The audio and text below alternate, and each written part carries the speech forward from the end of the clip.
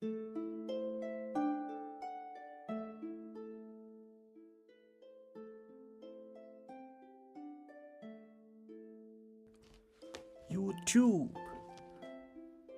Welcome back to new stream. Today is the day 6 of Learning 2 program. Today I'm gonna start dynamic programming. So let's see how it goes and how we gonna learn dynamic programming. So I'm thinking of starting of 1D DP. I don't know about anything DP, so I'm gonna start from this beginning.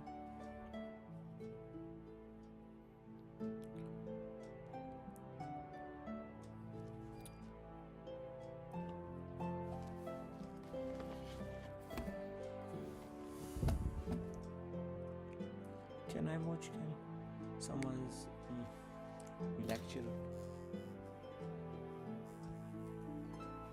Let's see. I can get copyright strike or not. Hey everyone, welcome back to the channel. I hope you guys are doing extremely well. So finally it's here. Yes, the ultimate dynamic programming playlist. Now you might be thinking, यार इतना क्या hype बना रखा है इस DP series का, or what is the hype all about? Let me tell you this: number of videos. I'm going to do recursion. I'm going to do tabulation, and after that I'm going to do one has ever taught in even the paid courses. Yeah, I might not be able to give you a couple of ways in which people tend to solve it. What is DP? Those who cannot remember the past are condemned to repeat it. This is one of the famous quotes for DP, which is dynamic programming. Yes.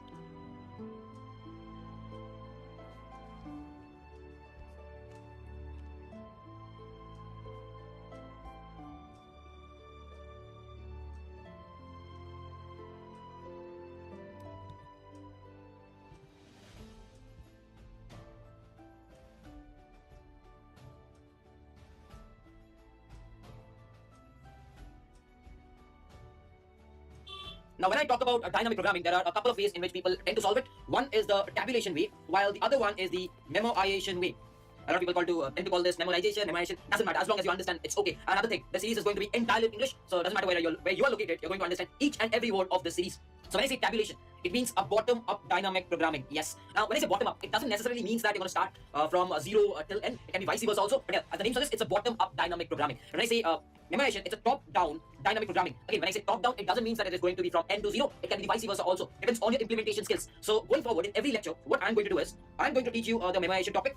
Then I'm going to discuss the time complexity and the space complexity. Once I've done that, I will move to the tabulation.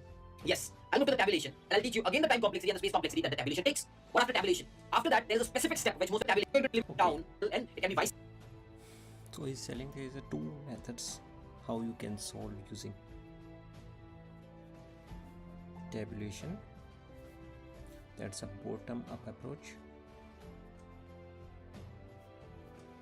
and the second is memorization, through which you can solve by top-down approach. Okay. So going forward, in every lecture, what I'm going to do is I'm going to teach you the memorization topic. Then I'm going to discuss the time complexity and the space complexity. Once I've done that, I will move to the tabulation. Yes, I'll move to the tabulation and I'll teach you again the time complexity and the space complexity that the tabulation takes. What after tabulation? After that, there's a specific step which most of the creators miss. That is space optimization. What I'm going to do is I'm going to optimize space, yes, in every problem, and that will be our final solution. Generally, in an interview, if you say this, it will work. But if you're going to deliver this, and along with this, I can bet no one is going to ever reject you in an interview. That's my bet. So without actually wasting any time, let's get started with the first lecture. That is again to understand dynamic programming and to understand the entire flow that I'll be teaching. Now there will be a lot of topics which will feel like we know this topic, but I'll still recommend you to watch it till the end because there will be certain techniques in every lecture that I'll be telling you. So it might happen like in this lecture I'll be talking to you about Fibonacci using dynamic programming. And you might be like, oh, I know Fibonacci, I'm not going to watch it. But trust me, you should watch it till the end, even if you know you can watch this on 2x. The reason is because there will be certain techniques that I'll be discussing during Fibonacci, specifically this flow, which is very important, how to optimize the space complexity, how to look. So that's why I recommend you to watch it till the absolute end. So yeah, let's get started with Fibonacci number. Now, the prerequisite for the dynamic programming playlist is you should have done my entire recursion playlist. I repeat, you should have done my entire recursion playlist. It has 19 videos. Even if you don't do 19 videos, I will still recommend you to do the first 10 videos where the lecture number 6 and the lecture number 7 are of highest importance. Please do the lecture number 6 and the lecture number 7 for sure. So the first problem, Fibonacci number. And the lecture, the first 10 videos. I have done recursion, but it's a very long time and I haven't revised it, but I have used a couple of times. I think let's see how much I had. Where the lecture number 6 and the lecture number 7.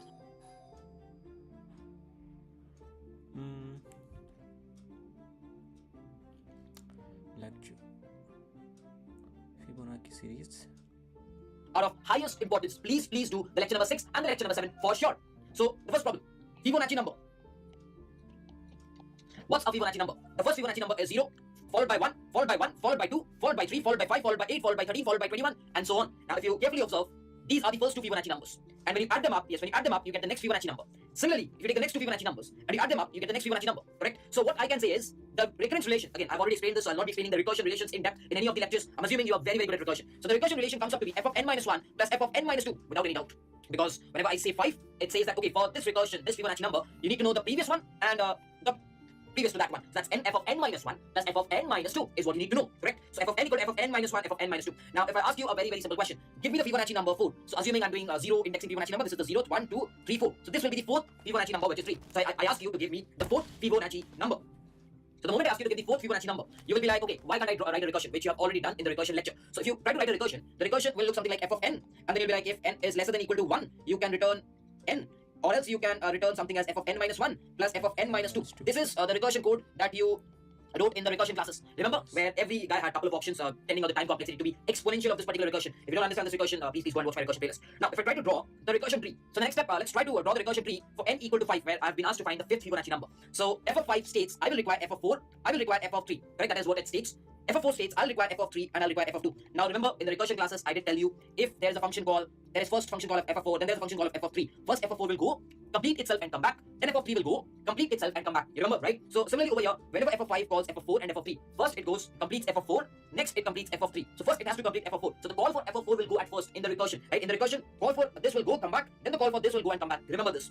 So first f of 4 will go. Similarly, when you go to f of 4, f of 3 will be called and f of 2 can wait. Now f of 3 will be like, okay, let's do an f of 2 and let's do an f of 1. Similarly, f of 2 will be like, let's do an f of 1 and let's do an f of 0. Now remember one thing. In the recursion, this is a basics. Whenever you reach f of 1, that's a basics. So you're going to return. So what will you return? You will definitely return 1 because that is what the recursion stated, and you'll definitely return 0. So the f of 1 is 1 plus 0 because the previous two, so f of 2 will be 1 plus 0 because the previous two recursion did give you 1 plus 0. So this is going to be, f of 2 is going to be 1 plus 0, which is 1. So this is going to return you 1, correct? Now, whenever you go to f of 1, again base case, so this returns you 1, correct? So when this returns you 1, you get f of 3, which is indeed 1 plus 1 gives you 2. So this is 2. This returns you 2. Now it's a very interesting point is over here. We are at f of 4. F of 4 called f of 3, which gave you 2. F of 4 also called f of 2. Now, ideally, what recursion would have done is, it would have gone and created f of 1, then it would have called f of 0, this would have returned 1, this would have returned 0, sum it up, and then it would have returned. So it's a lot of time waste, because is there a need to recompute f of 2? The answer to that is no. Why? Because we have seen f of 2 has been previously computed. Now when I say f of 2, what does that signify? F of 2 signifies second Fibonacci number. So if the second Fibonacci number is 1 over here, it's not going to change over here. The second f of 2 is going to be same. At any instance in the entire program, f of 2 is going to be same. And that is what we call as overlapping subproblems. We solved a problem f of 2 over here, and we again encounter that same problem over here. So that's what we call as overlapping subproblems. Remember this term. Whenever we end up solving same subproblems again, that's when we call it overlapping subproblems. Make sense? So it's a subproblem which has been solved. So will you again go and solve it? There's absolutely no use. There's absolutely no use to solve it. This is where something as memoization jumps in. This is where something as memoization jumps in. What is memoization? We tend to store the value of subproblems. We tend to store the value of subproblems in some map slash table. In some map slash table. Like over here, we are having f of 2. How many parameters are there? 1. So there is one parameter. We can create in one DRA. So I'll come across to that afterwards. How we will create in one DRA and all. We'll come up to that afterwards. But as of now, we don't need to recompute f of 2 because we know the value is 1. So we return 1. So f of 4 is 2 plus 1, 3. So we can return f of 4 as 3. Now over here we come to f of 3. Will you compute f of 3? No, Baba, no. Why? Because f of 3 has been pre-computed. This f of 3 is a subproblem where we have been asked to find the third Fibonacci number. And we see that the third Fibonacci number has already been because we know the value is 1. So will you subproblem where we have been asked to find the third. Okay. So recursion tree. So what we're gonna do in Fibonacci series question is that we are doing similar recursion, but in this case, if we found any value that are computed before, then we don't have to compute it again. We can store in any store any structure or table, like in this case we have only one list, means 1D data to store, so we can use 1D DB. Okay, like okay,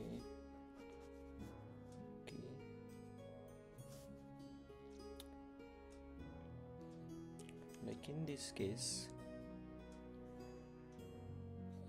I think for every recursion questions there are a lot of times that you have to get the value that are previously computed, so this can be helpful, and I think this can reduce time complexity, but space complexity can increase.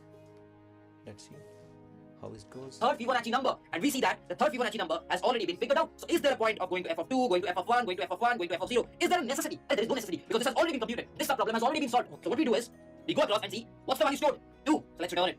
So we'll return that value. So over here we get 3, over here we get 2. So the last and second last will get added up to get 5. So that's how you're going to solve a normal recursion if you're going to use memoization. And the question arises, what is memoization? Because I've been talking about memoization till now. What is memoization? That is where the question comes and stands. So over here, you did find out f of 2. So if you carefully see, where are the subproblems? What are the subproblems? What we do f of no plus all will come up to the parameter. We can create what memoization? Let's write for the sake of notes. Memories tend to store the value of subproblems in some map and table.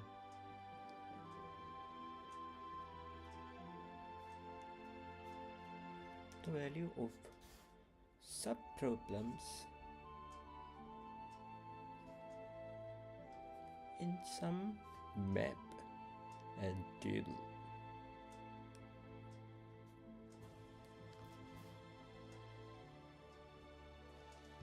in 1D array, D to D has been pre-computed.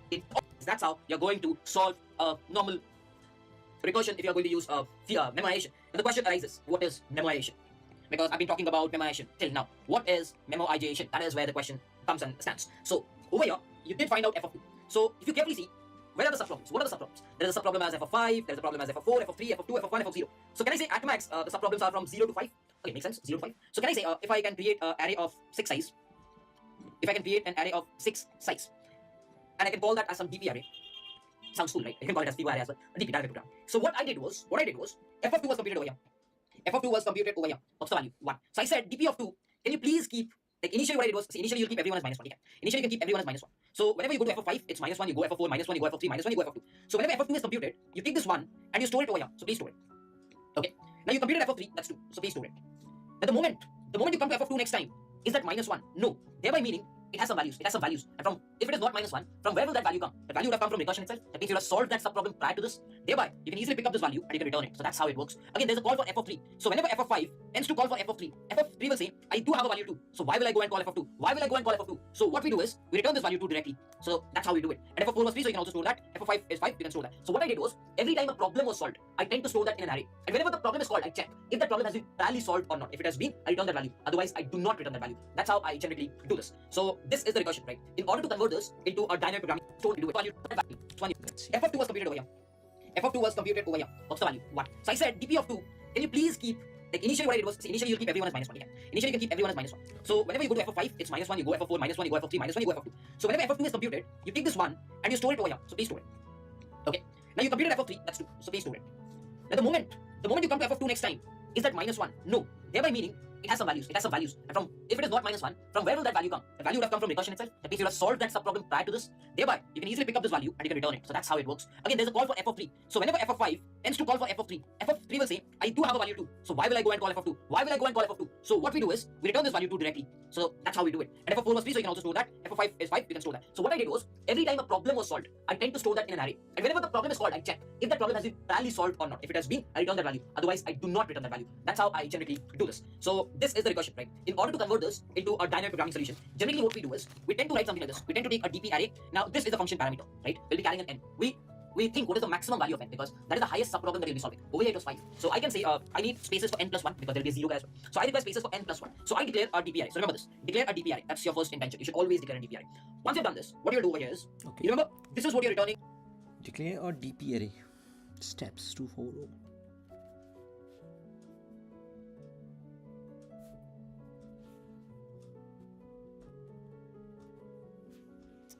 As the value of f of n. This is what you're returning as the value of f of n. So can I say the value of f of n, or the value of this particular subproblem is this? Thereby, what you can do is, you can just take this and store it where? In this array. Thereby, step 1, remember this. This is step 1. Store it over here. dp of n is equal to, just plunge it at dp of n equal to. That means, whatever is computed, whatever is the answer to this subproblem, dp where? In this array. Thereby, step 1, remember this. This is step 1. Step 1. Store it over here. dp of n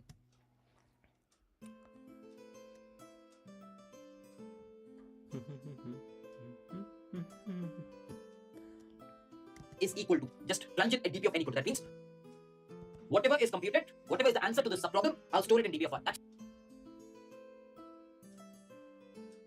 Okay.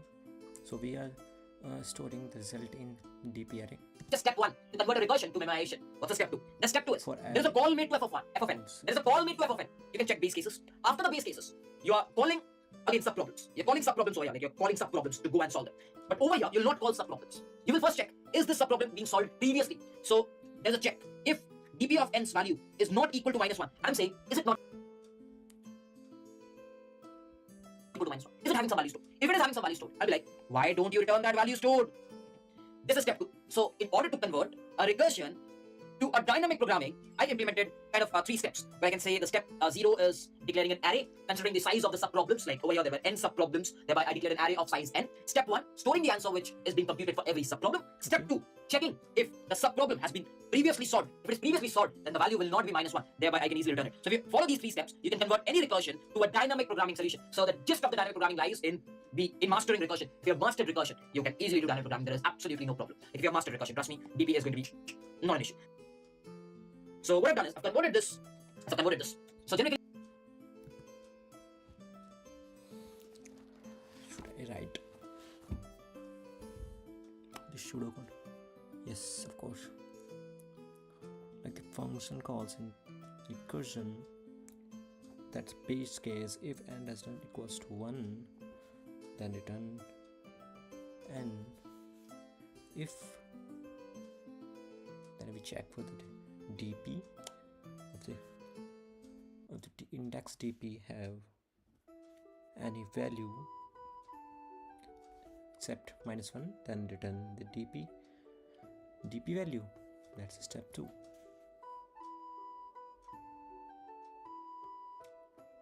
And also store the next calculation in dp.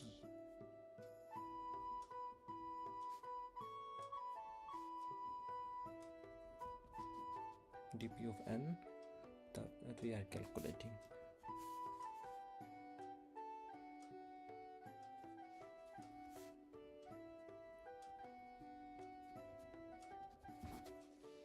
master recursion. Trust me, DP is going to be not an issue. So what I've done is I've converted this.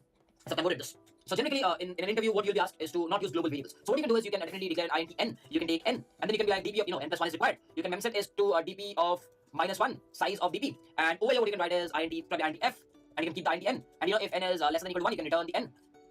Over here, step 2 will be concluded, which is dp of n is not equal to -1. That means previously computed, no need to compute. And over here, whatever answer you are getting, like you are usually saying f of n minus 1 plus f of n minus 2. So what you'll do is you'll just go over here and say dp of n equal to. So just include 2 steps. But this dp is over here. So generally, I'll recommend you to use vectors. That's how I do it. You can use arrays as well. dp n of -1. And what you can do is you can say c out of f of n, and you can pass on this dp parameter. And over here, you can always take the vector by reference. Okay, by reference.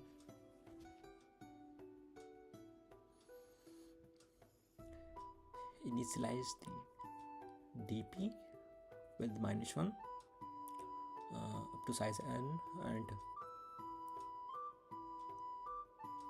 print the output of function by passing the parameters and dp, and then the arguments are return n.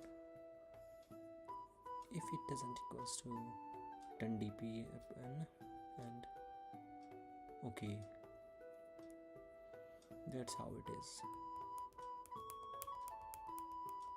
Okay. you can take it so that this is how this will be changed on every step. So you can just do it like this, and over here if I give 5, you'll see 5 coming out. I can just run it. Sorry, n+1. I'll do it n+1. So over here if I just run it, you'll see the Fibonacci number will come out to be 5. So step 1 step, 2 step, declaration 3 steps. So in this way you can avoid using global variables and you can easily write your Fibonacci or any of the DPs. So that's how you do the first step, which is recursion. So I've taught you the first step, which is memoization. I have to teach you the time complexity and the space complexity. Let's analyze that as well. So over here, f of 5 called f of 4, f of 4 called f of 3, f of 3 called f of 2, and then 1. 5 steps or n steps. Are these calls going into deep? Are these calls going into deep? No, these are big of 1 calls, like constant calls. So can I say the deeper calls were 5 or n, like f of 5 went on to call f of 3, f of 4, like f of 4 to so I can say f of 5 called 4, 4 to 3, 3 to 2, and to 1. But these calls are constant. So can I say there is a linear pattern? There's a linear pattern. Yes. Thereby I can say the time complexity to be big of n, which is a linear pattern. What about the space complexity? I can say I'm using a recursion stack space, which is big of n. So I'm using a recursion stack space because if you've seen my recursion lectures, you'll understand what is stack space. And I'm using a big of n for array. That's what I'm using. So we have covered up memoization with time complexity as well as space complexity. So the question arises, how do you convert a recursive solution into a tabulation format? Okay, that's very, very important. How do you convert a recursion into a tabulation? So remember, as a tabulation, what did the name suggest? Bottom up. Okay, so try to go from the base case to the required answer. This is the meaning of the bottom up stuff. Okay. Try to go from the So base case, now and base case can be the- any. And recursion means top down. tabulation. That means try to go from the base, like try starting whichever answer you require. Tabulation is bottom up approach, and the memorization is up to down, top to down.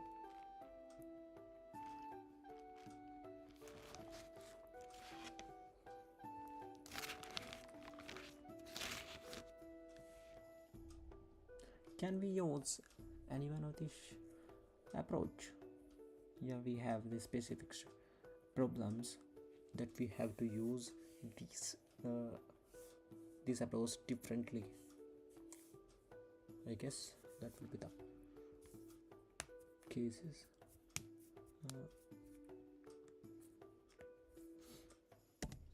And then go to the base case and then come back. This is why top down. Over here, you start from the base case and you go to the required answer. Remember, it's very simple. In recursion,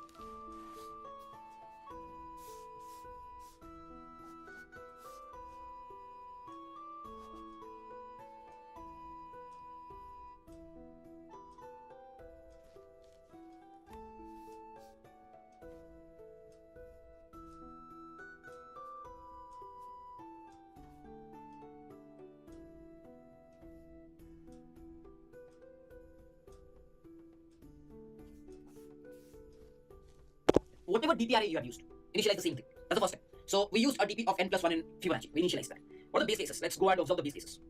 Can I say there are a couple of base cases if I carefully see, which states n lesser than equal to 1, given that we require 0 then 1 at Fibonacci. Can I say DP of like the 0 Fibonacci is 0? And can I say DP of 1 is 1? Because that is what the base case exactly states. So you're going to write the exact same thing. DP of 0 equal to 0 and DP of 1 equal to 1. Because that is what the base case is. So in order to convert this into tabulation, you write this. DP of 0 equal to 0, DP of 1 equal to 1. So written. What's the next step? The next step is going to be very, very simple. You again go back and look at the recursion relationship. So the recursion relationship is this: f of n minus 1 plus f of n minus 2. Now can I say this line will be executed when n is lesser than or equal to 1, and these lines will be executed when n is 2, n is 3, n is 4, and so on, but nothing before 2. So I know these lines will be executed from 2, correct? So change this to dp, change this to dp, and write it. So I know this will be executed from 2 because the recurrence will never be executed before 2. So from 2 to n is what you write, okay? And you're going to write dp of I because that is what you wrote over there in recursion, equal to, instead of f of n minus 1, you'll write dp of I minus 1 plus dp of I minus 2. Similar stuff you write. Just you change it to I and similar stuff. And this is how you can make a tabulation. Interesting, isn't it? Just look at the recurrence and try to convert that into a tabulation. And What?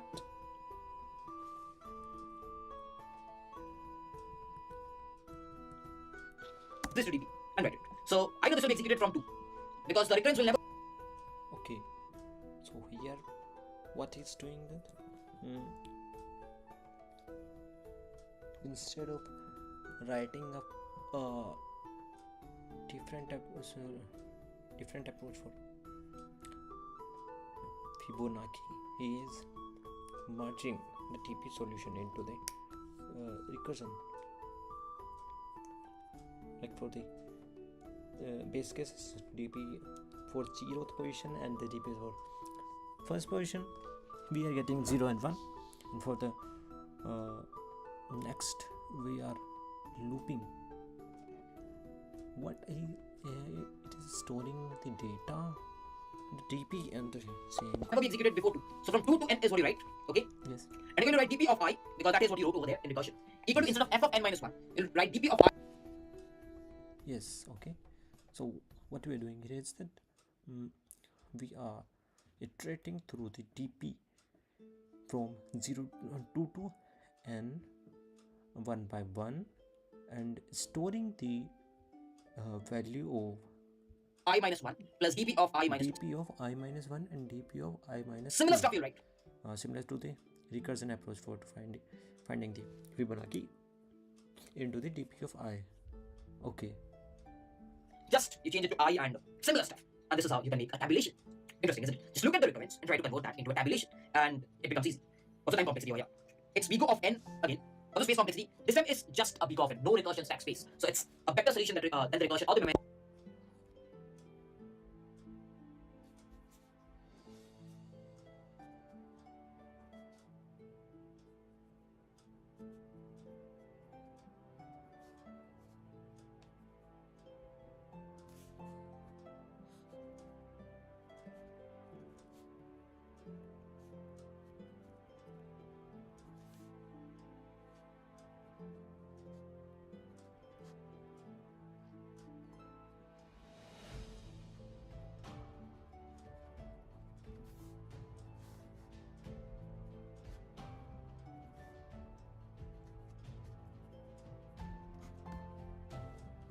Because we are reducing or we are eliminating the recursion stack space that we were using. Now, how do we eliminate this particular space? I want this to be done in a much better way. So that's when some brain comes in. Like, it's a very standard observation. That's some when brain comes. Okay. So here comes the truth. Instead of using memoization, we are using tabulation for better space complexity, because we are using 2n of space complexity, but here we are using only 0.1 because we have excluded the complexity of text stack of recursion text stack, this stack, like all those. Okay, then just the loop.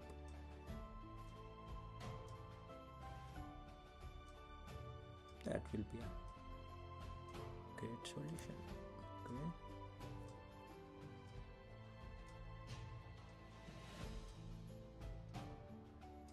So what this DP is doing is storing the data from what says is bottom to up.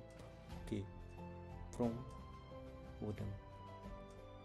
Okay, so in case of recursion, it's storing data from the bottom, like 0, 1, 2, 3, 4, and goes up to the n. Okay,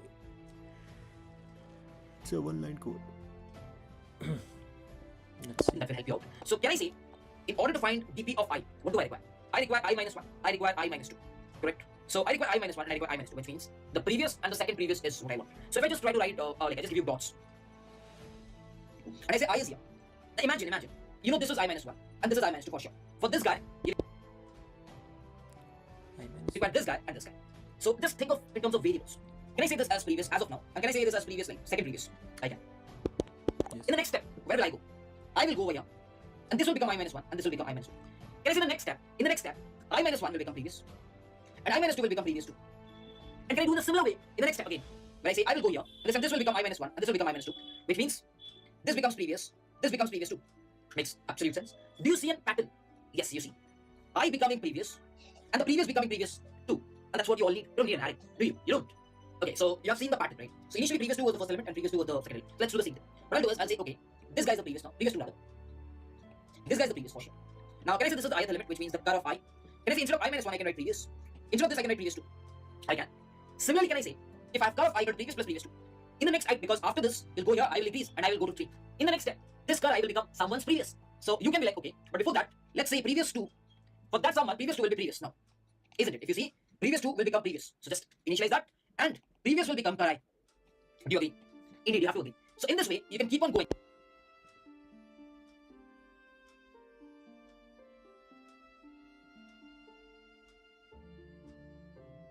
And right at the end, can I say if you print previous, your answer will be there. Because when you will end up, this will go up n plus 1 because the for loop will end at n plus 1. So you will have the previous stored as the Fibonacci number. So in this way, you can optimize the space as well. I have eliminated the space used. I've used just a couple of variables. So if I just use my sublime text now, what I can do is... But, okay. But this solution is viable for only when you need, like, when you are giving the Fibonacci number, like when a question asking you to give the position of that Fibonacci, like we are like for example, give me the Fibonacci of up to of number 14. So we will calculate and give the only answer that require, that's 14. But in case of getting the all the Fibonacci from 0 to 14, then we have to store all these values. Yes, that's the case. Okay, so in this case he's doing that. Okay, cool. So for optimizing the space, he is using the two pointers. Okay, yeah, that will be. I can say, okay, previous 2 is 0, previous 1 is 1. I can go on saying I equal to 2, I less than equal to n, I plus plus. And over here, what I can definitely write is, I can say identity of I is equal to previous plus previous 2, correct? And I can say previous 2 will become previous, and I can say previous will become curl of I. And at the end of the day, over here, I can definitely do a C out of previous. So if you try to run this, you'll see. This is working absolutely fine. So as simple as it can get. What I've done, I've eliminated the extra space that I was using. Now this boils down into a time complexity of big of n and the space complexity of big of 1. So going forward, in every problem, we will be observing this pattern, where we will be actually using the previous guys and the second previous guys, or something similar to that. So we don't need to always every problem the extra space that I was. So if you try to run this, you'll see this is working absolutely fine. So as simple as it can get. What I've done, I've eliminated the extra space that I was using. Now this boils down into a time complexity of big of n and the space complexity of big of 1. So going forward, in every problem, we will be observing this pattern. Going forward in every problem, okay. So DB requires to. Oh my god.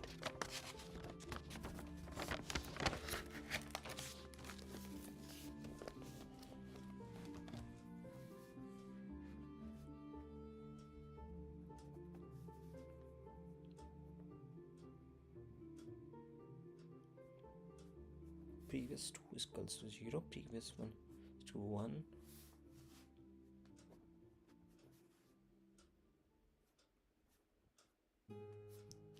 Looping to n.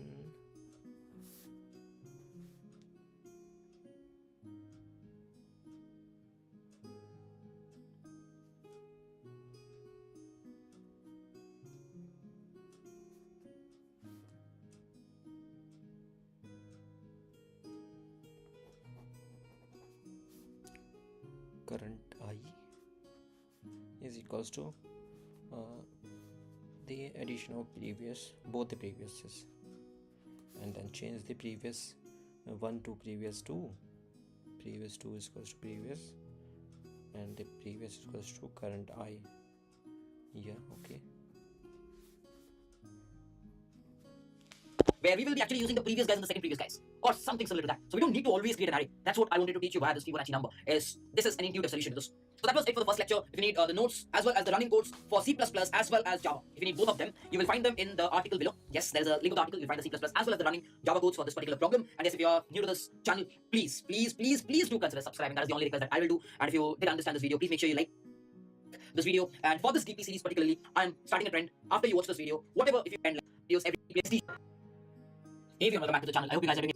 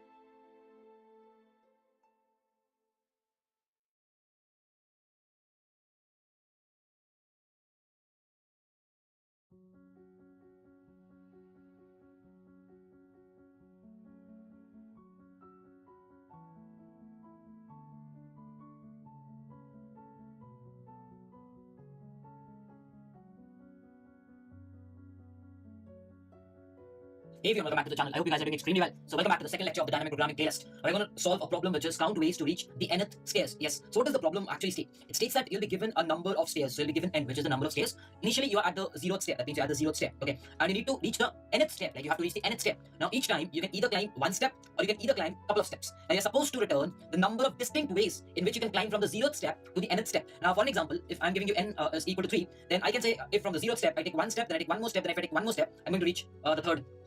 Or from 0 if I take 2 steps and then I take 1 step, I'm going to reach the third. Or from 0 if I take 1 step, then if I take 2 steps, I'm going to reach the third. So I can see these three are three distinct ways in which you can reach the third step. So the problem is very simple. You have to tell me the distinct ways in which you can reach the third step. So the problem is very simple and straightforward. You have to tell me the distinct ways in which you can reach the nth stair if you start from the 0th stair. So remember one thing, in all the 1D problems, like generally in DP, in all the 1D problems, I'll be telling you a way. So first let's understand how do you understand that this is a DP problem. Like that's the first step before applying DP. You have to understand that this is indeed a DP problem. Now, whenever the questions are like this, generally, whenever the questions are like this, count the total number of ways. So that's the first point. Count the total number of ways.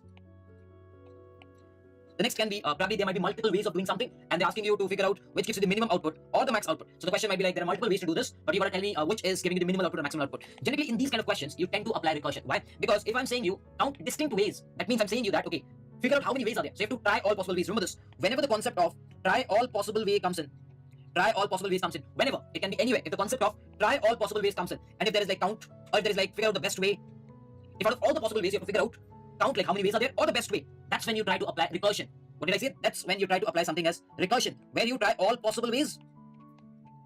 And if you remember, in the lecture 7 of the recursion playlist, I told you, if you have to count all ways, then you have to perform all the ways and then sum it up. If you have to figure out the best way, then you have to perform all the ways and tell which is the best among them. So you understand these things in depth. But as of now, just understand that whenever the problem tells you to figure out or like try out all possible ways, then you tend to think of recursion. Where recursion says I'm going to try all possible ways, whether I can count or probably I can count the best. That's when you think of recursion. And once you think of recursion, then you can think of dynamic programming. But the first step is try to figure this out that this is a recursive problem. That's the first step behind every problem. Like over here, it was n equal to 3. So you're like, okay, from 0 you will take 1 step to 1, from 1 you'll take 1 step to 1, from 2 you'll take 1 step to 1 and you'll reach 3. Or from 0 you'll take 2 steps to 2, then you'll take 1 step to 3, you'll reach. Or from 0 you'll take 1 step to 1, then you'll take 2 steps to 3. So these were the 3 possible ways in which you can reach. So what is this giving you an idea? Try all possible ways? Yes. So a lot of people say that if you can master recursion, you can master DP. So I'm going to teach you a trick. I'm going to teach you a shortcut trick which will be helpful in all the problems in DP. And you will be able to write every recurrence relation. So the step 1 of that trick is try to represent the problem in terms of index.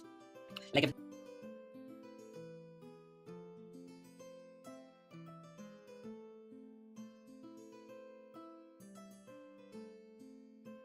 it's an array problem, there will always be an index. But if it's not an array problem, then also try to represent the problem in terms of index. Remember this. You will always do this. Try to represent the problem in terms of index.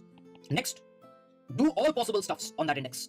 Do all possible stuffs on that index according to the problem statement. Step 3.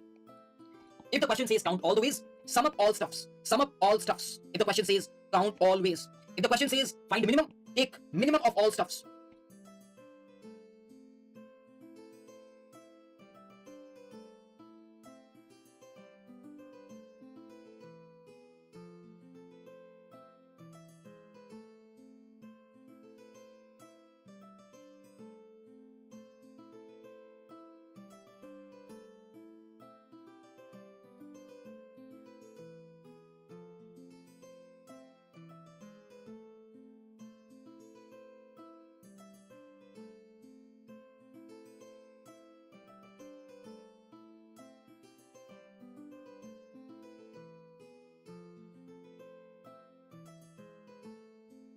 On that index according to the problem statement.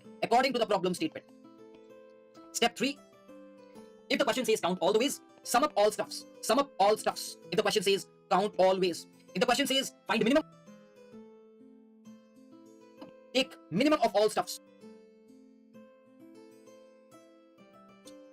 Okay? If the question says find minimum. Similarly, if the question says find maximum, you take the maximum. Remember this 3 points. If you remember these 3 points, you can solve any recurrence. And if you are able to write the recursion, then you can memorize it to convert it into DP, and then you can tabularize it, and after that you can space optimize it. Okay. So over here, what was the problem? The problem take minimum of all stuffs. Okay. If the question says find minimum. Similarly, if the question says find maximum, you take the maximum. Remember this 3 points. If you remember these 3 points, you can solve any recurrence. And if you are able to write the recursion, then you can memorize it to convert it into DP, and then you can tabularize it, and after that you can space optimize it. Okay. So over here, what was the problem? The problem was you are at 0 and you have to reach n. The person has to reach n. So assume this is not an array. This is like 0 to n. The stairs. Assume these stairs to be indexed. I call 0 to be an index. I call 1 to be an index, 2 to be an index, 3 to be an index, 4 to be an index, 5 to be an index, and everything. Assume I'm calling them as index. Treat them as an index. Okay. So step 1, I've understood. How will I represent this problem in terms of index? That is something which I've understood. Now, next step is to realize what will you recursion gives. So I can say if I write a recursion, that recursion should tell me the number of ways in which I can reach from 0 to n. If I'm calling a recursion as f of n, he should tell me what are the number of ways in which I can reach from 0 to n. That should be the recursion's job. And I'm like, yeah, that's true. So what if I write it as f of index? So can I say the base case is very simple. If I'm standing at the 0th stair, there is no other way. Like there's only one way in which I can. Like if I'm standing at 0, there's only one way, right? I cannot jump. There's only one way. Next, we have converted the problem in terms of index. What's the step number 2? Do all possible stuffs on that index. Yes. Do all possible stuffs on that index. What is the question stating? Either it can jump 1, either it can jump 2. So from a stair, you can jump 1 or you can jump 2. So what can you do on that index? Jump 1 or jump 2? Do it now. What are you waiting for? So I can say one of the things that I can do is jump 1. So if you're starting, like if you're going from top to down, if you jump 1, you'll go back 1 index. If you jump 2, you'll go 2 index. Simple? Correct? Now what? Now can I say, okay, that's pretty perfect. Now can I say one thing? If I can jump 1 index and if I can jump 2 index, there are a couple of ways in which I can jump. So there are a couple of stuff that I can do. Now someone is saying me to count all distinct ways. I know recursion will do its job because he'll go in depth and count all the ways. Lecture 7. Please go and watch our lecture 7. I've taught you about how does it count all the ways. If you return 1 at the base case, please go and watch our lecture 7 if you haven't. Because over there I've taught you how do you count all ways by returning a 1 on the base case. I've taught you that. So please watch our lecture 7 in the recursion. Pause it if you haven't watched it. So you know how to count all ways. If this is the left recursion and this is the right recursion, in order to count all the ways, I told you, right? You have to return left plus right. That's what you need to do. So if you write this recursion, it is going to work. But still there's an edge case. Yeah, there's an edge case. So can I say that if you're doing index minus 2, now think about these edge cases. I did not tell you. What if you're standing at 1? What if I'm just calling f of 1? Then 1 minus 2 will become minus 1. So there might be a problem. So you can introduce one more edge case, something like this again. If index is equal to 1, so can I say if you're standing at 1, there's only one way in which you can go 0. So you can return a 0. Done. What is this? There's one more edge calling f of 1.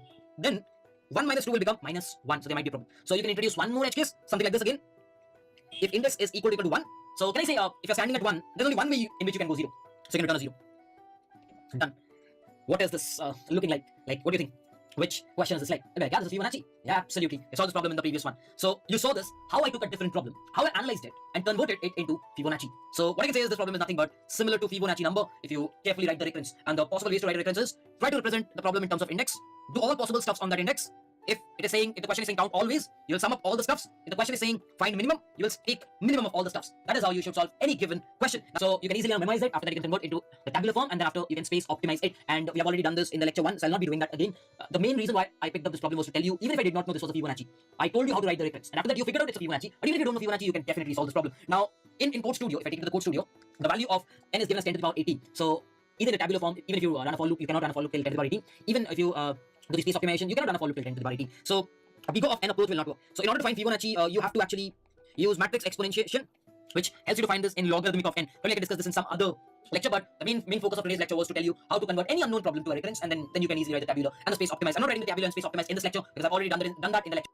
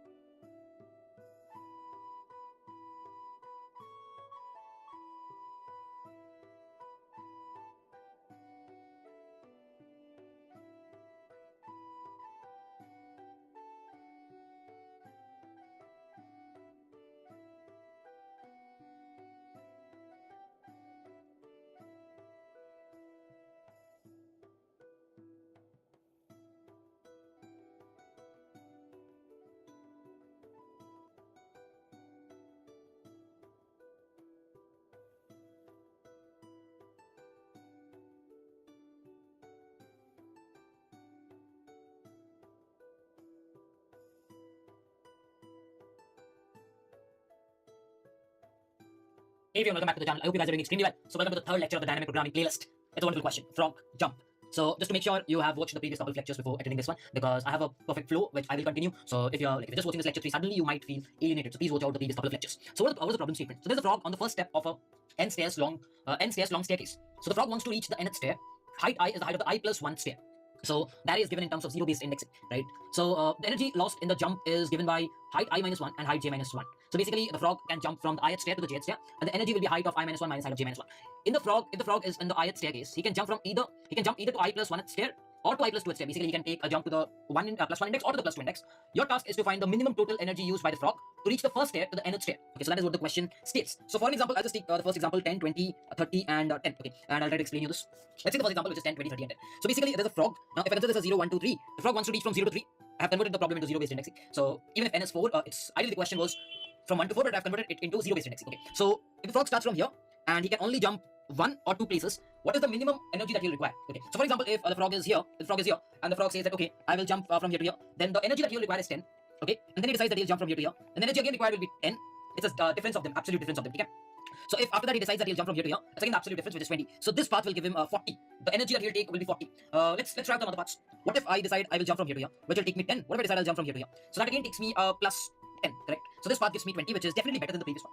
What if I decide I'll take this a couple jump, because I cannot jump more than a couple of steps. So this will be 20, and then I'll decide I'll jump one step. So that will be plus 20 again. This is again 40. So if you see, I've tried out one possible way, two possible way, three possible way, and the minimum that I encounter is 20. And you have to tell me what is the minimal energy that you can take, and that's what the question is.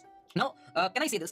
That this question again gives me an idea that you are trying all ways. So if you remember the previous lecture, I told you, if you're trying all possible ways, then it's a recursion, right? And then you can either count all ways or you can find the best. So can I say over here, you're trying all possible ways, way number 1, way number 2, way number 3, and you're taking the best possible, and that's 20. Why will a greedy solution not work over here? That might be a question that comes to your head. So that's the first thing that I will be talking about, why a greedy solution doesn't work.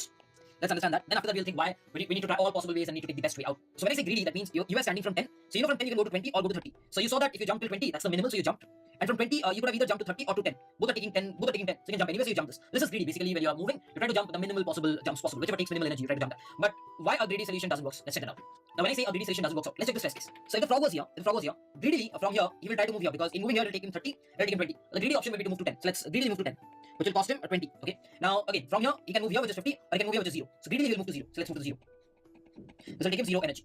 Again from here, greedily he can move here, which will cost him 40, or this will cost him 50. So greedily he'll take the 40 wala stuff. So he will move from here to here, which will be again 40. So in total, the costing will be 60. Yes, in total the costing will be 60. Now what if I try some other way? Let's try it out. If the frog is here, and he decides he will be going till 60, that will cost him 30 buck, right? And if he decides after that he'll go to 60 again, that will cost him 0. And after that he decides he'll go 50, that will cost him 10. So a total of 40 will be the costing. So we did realize the greedy way did not give you the correct path, because you started greedily, but you lost out probably somewhere, right? So that's why it's better if you try all possible ways, because sometimes it will happen that initially you took the better way, but you lost out on something significant like this. 60 to 60 would have been 0. You lost out in future. So in such cases, greedy doesn't work, and you have to try recursion. Now when I say recursion, boils down to the second lecture. What is over here? Recursion is try all possible ways. So you have to try all possible ways. Okay. So in order to try all possible ways, you have to write recursion. Correct. Over here they're asking you which path did take the minimum energy. So you have to find the path with the minimum energy. Correct. And do you remember the previous lecture? What is the step number 1? Express the problem in terms of index. Do all stuffs on that index. Remember this. To write recursion, do all stuffs on that index. Step 3, over here they're asking you to find the minimum energy that you took. So take the minimal of all stuffs. This is how you write recursion. Okay. So can I say I'm wanting to reach the index n minus 1? I'm assuming zero-based indexing, so I'm wanting to reach the index n minus 1. So what do I want? What does f of n minus 1 signify? Minimum energy required to reach n minus 1 from 0 index. That is what the recursion will signify. Can I express the recursion in terms of index? That's my first step. I'll be like, yes, you can. How? There are array indexes till n minus 1. So I'll consider every array index as an index. So okay, that's fine. So I can be like, okay, that's absolutely fine. So let's do it. So can I say what will be f of 0? Like common sense. What will be the costing in order to reach from 0 to 0? That's going to be 0, because f of n minus 1 was stating the costing from n minus 1 to 0. So in order to reach 0 to 0, the costing will be 0. So I know one thing for sure, that the costing for this guy will be 0, no matter what you do. Now, so we have figured out what is the index that will be the array index. Next thing is, do all stuffs on that index. Yes, do all stuffs on that index. Now what is the frog allowed to do? The frog is allowed to either jump plus 1 or to either jump plus 2. So why don't you do that? Do all stuffs on that index. Please do it. So what you will do is, you'll say, okay, I will do all stuffs on that index. So if I do a single jump, like I can say it as the left recursion. So the single jump will say f of index minus 1. I'm doing this. But if I'm jumping, yes, the question arises. If I'm jumping from an index to an index minus 1, what is the energy that is being consumed? I know in order to jump from index to index minus 1, the energy consumed is array of index minus minus 1. That is what the energy is consumed. Can I say this is what the energy will be consumed to jump from index to index minus 1? And then I can ask the recursion, hey recursion, I have reached index minus 1. Now it's your job to tell me from index minus 1 to 0 how much it will cost you. Recursion will do the job. I'll ask the recursion to tell what is the costing from index minus 1 to 0 because I know the costing from index to index minus 1. I've taken that. So that's what I'll do. First I've done. Now, the right recursion will be very simple. It will be if I take a couple of jumps, the costing this time will be a of index minus a of index minus 2. Absolutely makes sense. So I've done all the steps. But I need to be slightly careful. Can I do an index minus 2 always? The answer to that is yes, you can do it if it is not the first index. Because if you're standing at the first index, you cannot jump 2. Because that will take you to minus 1. You cannot jump 2. So you need to write a case like this. If index is greater than 1, then only I can take the right jump. Otherwise I cannot. Like makes sense because if you had the first index, you'll not be able to take the right jump. So that is absolutely making sense. So I'm like, okay, fine, that's fine. Now, what's the next step? Take the minimal, because the question stated minimum energy. Had the question stated maximum energy, you would have done it. Had the question stated something else, you would have done it. But in this, the question stated, find the minimum energy. So there is a way in which you jumped from index to index minus 1. There's a way in which you jump from index to index minus 2. And ask the recursion to find out the remaining answer. So can I say you need the minimal answer? So you're going to return the minimal of left, comma, right. That's how you can write the recurrence. As I told you, follow 3 techniques. You'll be able to write any recurrence relationships. Yes. Now, you have written the recurrence relationship. That is absolutely perfect. So, we have understood the recurrence relationship. Now, it's time to see if there are overlapping subproblems. And how is this recursion actually working? Right? So, we know we are at f of 5 because if I write down the indexes, it's like 0, 1, 2, 3, 4, 5. So, we know we are at f of 5. Now, at f of 5, where can we go? We know that either we can take a jump to f of 4 or either we can take a jump to f of 3. That's definitely known to us. So I can be like, okay, if I'm at f of 5 and there's this recursion call, then the left recursion will be like, okay, f of 4 plus absolute of whatever height there is. So what's the height? 60 minus 50, there's this height of absolute 10. And then there's the recursion of right, which is f of 3 plus again an height difference of these couple of guys, which is 3 and 5. N minus 50 is 40. So you can be like absolute of 40. Now at first this recursion will go, come back, and then this will go and come back. Then you return the minimum of these. Right? This is how the recursion is actually working. So that's how I'm drawing the recursion tree. So f of 4 will say f of 3 and f of 2. F of 3 will say f of 2 and f of 1. F of 2 will say f of 1 and f of 0. Understood? Right? So do you observe overlapping subproblems? At least I'm able to do it. By the way, f of 1 will go to f of 0 as well. I'm able to do it. So if I'm up 3 guys 6 5 and there's this recursion call, and then the left recursion will be like, okay, f of 4 plus absolute of whatever height there is. So what's the height? 60 minus 50, there's this height of absolute 10. And then there's the recursion of right, which is f of 3 plus again an height difference of these couple of guys, which is 3 and 5. N minus 50 is 40. So you can be like absolute of 40. Now at first this recursion will go, come back, and then this will go and come back. Then you return the minimum of these. Right? This is how the recursion is actually working. So that's how I'm drawing the recursion tree. So f of 4 will say f of 3 and f of 2. F of 3 will say f of 2 and f of 1. F of 2 will say f of 1 and f of 0. Understood? Right? So do you observe overlapping subproblems? At least I'm able to do it. By the way, f of 1 will go to f of 0 as well. I'm able to do it. So if I mark the overlapping subproblems, there is one. First one. Another one. So I have figured out if f of 3 answer, if f of 3's answer I'm figuring out, then f of 3's answer, why will I again figure out? So there are overlapping subproblems. So if there are overlapping subproblems, can I say the answer to those subproblems will be similar? Thereby, I can apply memoization to this particular recursion. Got it? So I'm understanding that, okay, I can definitely apply memoization. So you can easily apply memoization, but just in case to complete the recursion, I'll quickly draw it. So in order to reach 0, I'll take 0 amount, correct? So f of 1, what it would have done, ideally. In f of 1 was this recursion. So f of 1 went, and there's a left recursion call of f of 0 plus the jump from 1 to 0. So absolute of something, a jump from 1 to 0. So absolute of something, let's see. 1 to 0 will cost you 20. So you can add a 20. What about the right recursion? Can I say, since we are standing at the first index, there will be no right recursion because you cannot jump couple of index. So I can say right is probably some bigger value. Now f of 0 will return you 0 for sure. This will return you 0. So the left took 20 and the right took 20. So what will you return? You return the minimum of both of them, which is 20, comma, let's assume this to be some into max. So it's 20. What you return as f of 1 again makes sense because if you're standing at f of 1, what is the cost that you'll take from 1 to 0? That's one way. There's only one way, which is 20. So that is what we have stored. Cool. So I have drawn this particular recursion. Nice. Now we're at f of 2. So f of 2 would have called the left recursion as f of 1 plus a jump from 2 to 1 plus a jump from 2 to 1, which will cost him 50. So that costed him 50. And there'll be a right jump, which will be directly to f of 0. Now there will be a jump from 2 to 0, which will cost him 30. So there'll be a 30. Now you remember f of 1, this had a value of 20. So it'll return with a 20. So this guy gave him 20. So 20 plus 50 will give him 70. F of 0 will be how much? 0. So 0 plus 30 gives him 30. Which one will f of 2 give? The minimum. So it will return 30. So f of 2 got 30. Perfect. So again, makes sense. Because if I logically explain you, let me raise this. If I logically give you an explanation, will this make sense? Yes, this will make sense because if I'm standing at f of 2, yes, if I'm standing at f of 2, there are a couple of ways. One is this, which will cost him 20 plus 50, which is 70. The other one is this, which is 30. So 30 is what you have got, right? Now again, similarly f of 3. When you're at f of 3, understand, there is a left call of f of 2 plus the absolute difference, which is from 3 to 2. So if you're doing from 3 to 2, it's 50. So you can just take a plus 50. So what is f of 2? It has returned you as 30. Correct? What's the right jump? The right jump is about f of 1 plus what? Now will you, f of 1, so from 1 to 3 will be 0. 1 to 3 will be 0, so plus 0. Now will you go and do the recursion call of f of 1? Will you go and do again f of 0? F of 1 is already computed, you see? Just overlapping subproblem. You can directly take the value from the DP array as 20. This gives you 20, this gives you 80. Which one will you take? 20 obviously, yeah. So f of 3 becomes 20. Perfect. So remember, I'm showing the values of f of 3, f of 2, f of 1 in probably some DP array, as you have seen in my lecture 1.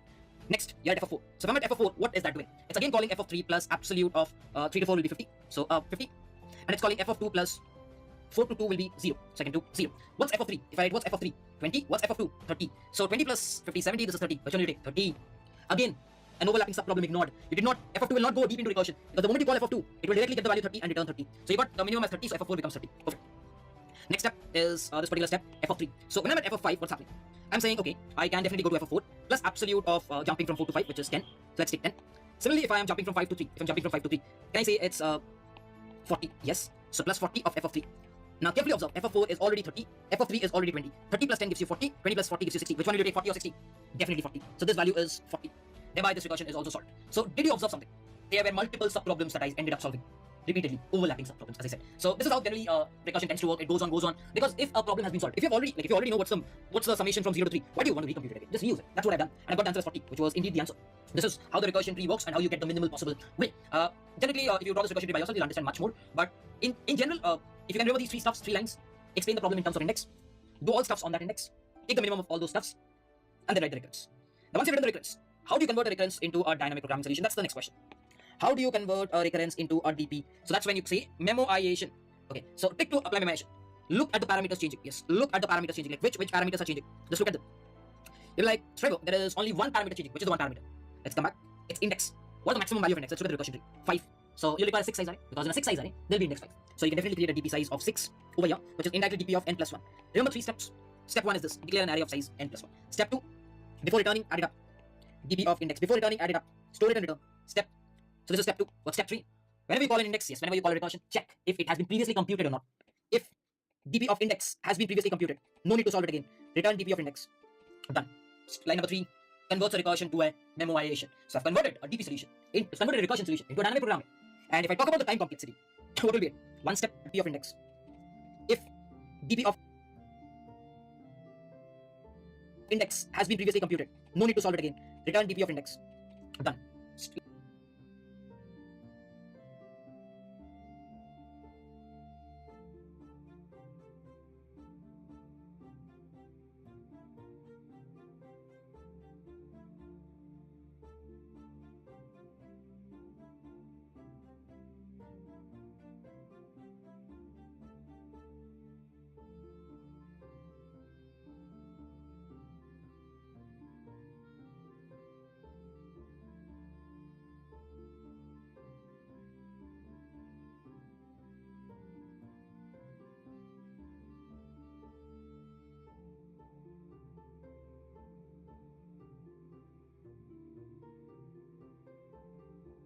Line number 3 converts a recursion to a memoization. So I've converted a DP solution, it's converted a recursion solution into a dynamic programming. And if I talk about the time complexity, what will be it? 1 step, 2 step, 3 step, 4 step, 5 steps. These steps are constant because these subproblems are not solved. So these steps are constant, 5 steps or n steps. So I can say the time complexity to be big O of n because there are n steps. I can say there is recursion stack space of big O of 1 and an array size of big O of n use. This is how the recursion will look alike. So it's now time to code it and probably submit it, and after that we can optimize this into tabulation, and after that probably into space optimization. Okay, so in the code you're basically given n and you're given the heights. So I know I have to write a recursion solution, so probably I have to turn it in terms of index. Let's carry the height as well. But the Java people, you can easily code it because I've explained the pseudocode while explaining, so it should not be a big issue for Java people as well. So I'll take anti-function. Now I know the edge cases if index reaches 0, I know the answer will be 0. And I know there will be left recursion call, and I know there will be right recursion call. But we know one thing, the right recursion call will always not happen. So probably we can initially store that as int max because this is not going to happen always. If index is greater than 1, then we can have the right as f of index minus 2 and pass on the heights, and then a plus of absolute of heights. I can just heights of index minus heights of index minus 2. That's something which you can definitely do. And over here what you can do is the same stuff, just make sure you copy paste, and instead of index minus 2, do all the stuffs, and that's how you do it. At the end of the day, what do? You return minimum of left comma right, correct? Now the question is very simple. So you can probably say return f of n minus 1 because that's the last index, and you can do heights. So if I run this over this one, let's check it out. Okay, so it says, okay, so int max it is not taking, so probably we have to use hash include bits std c++ dot h. Generally it is added over there. Not sure why they have not added it, but not an issue. Let's quickly run this off. So if I run it, you can see the first 3 test cases are running fine, and then there's a time limit exceeded because it's the simple recursive solution. So how do you convert this into a DP? Convert create a DP array of size n plus 1 because that's the maximum. Initialize that with minus 1. Now pass the DP. Over here, just make sure you have a vector of int, and you can just create a DP by reference. Make sure always carry the DP. That's the next step. Done. So step 1 of initialization and carrying on the parameters is done. What's the next step? Step 2 is storing the answer before returning for the subproblem f. Done. What's the next step? If the answer has come across, just check this and return DP of index, right? So if I just do these changes, and if I now run,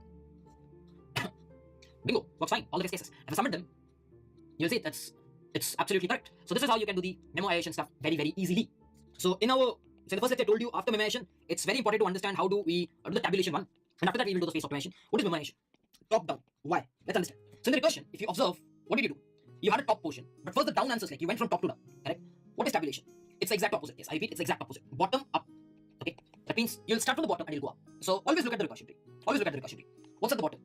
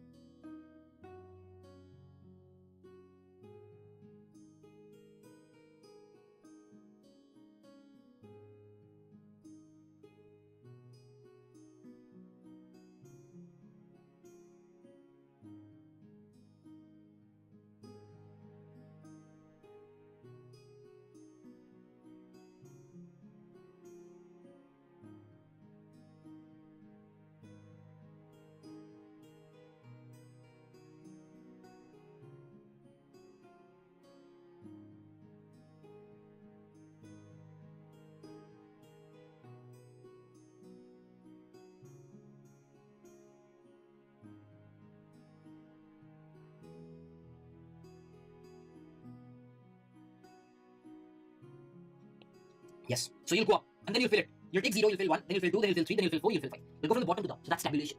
Understood? Now, what did I tell you in tabulation? What's the first step? Step 1 is to see in memoization how much DP array did you use. We know we used a DP array of size n plus 1. So just without thinking anything, you can initialize that. Okay, so without thinking anything, you can initialize that. By the way, it will be n. Like even if you initialize n, it will work because we have used 0-based indexing. So make sure everything is initialized with -1, or you can initialize that with 0. Doesn't matter over here.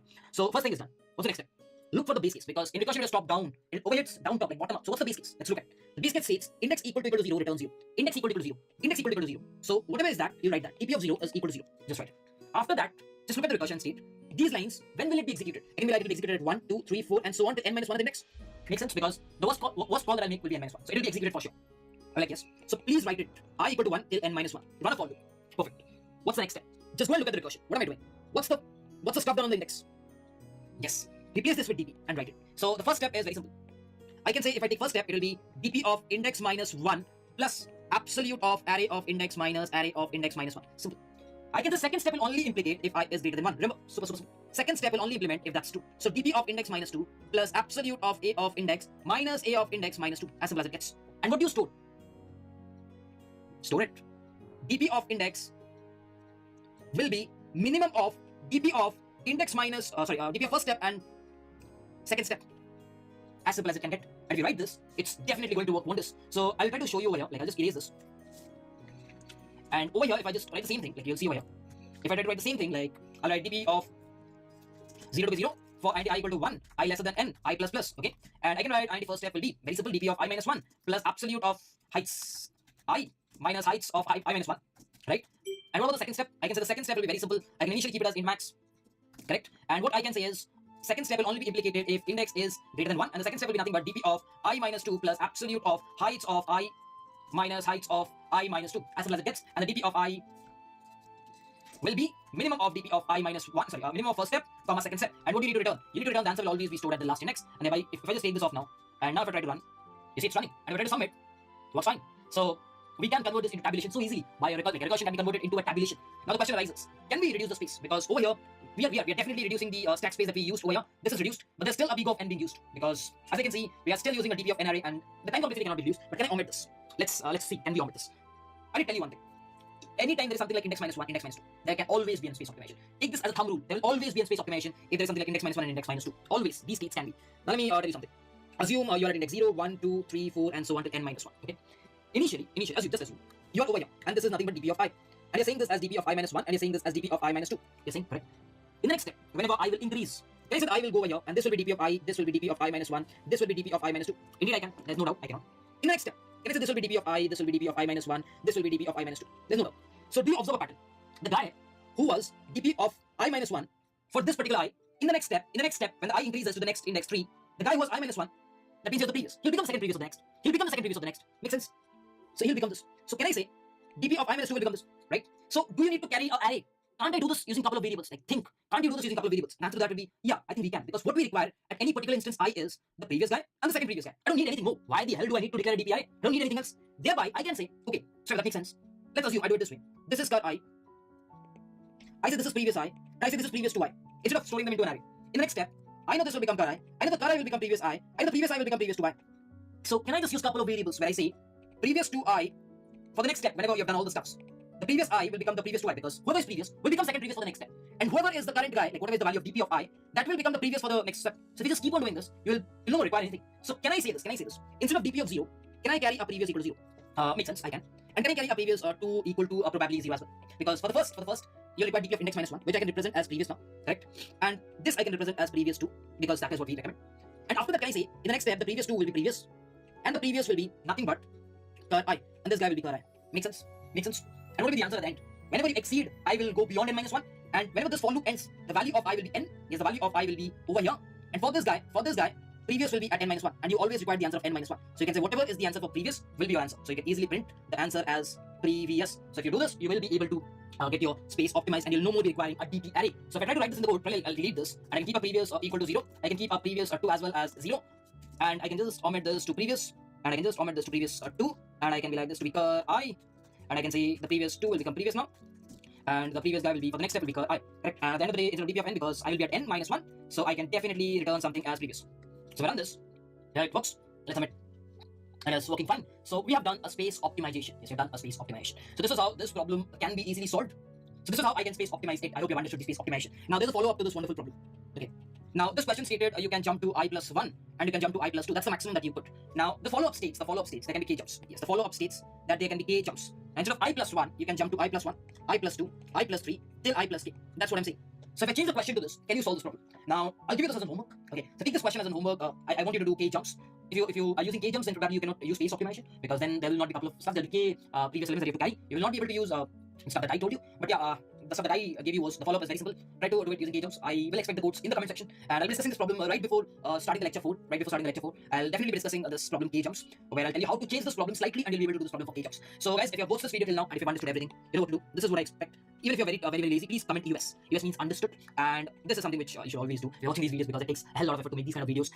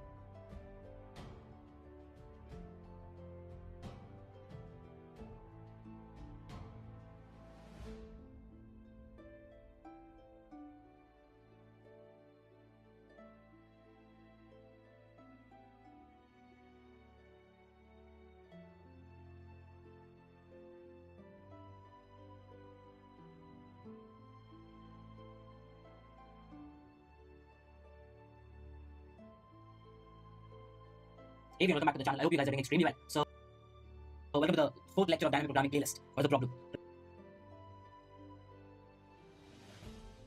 Hey everyone, welcome back to the channel. I hope you guys are doing extremely well. So today is the lecture 6 of the dynamic programming playlist, and the problem that we will be solving is house robber. Yes. Now this problem is quite similar to the lecture 5. So if you have not seen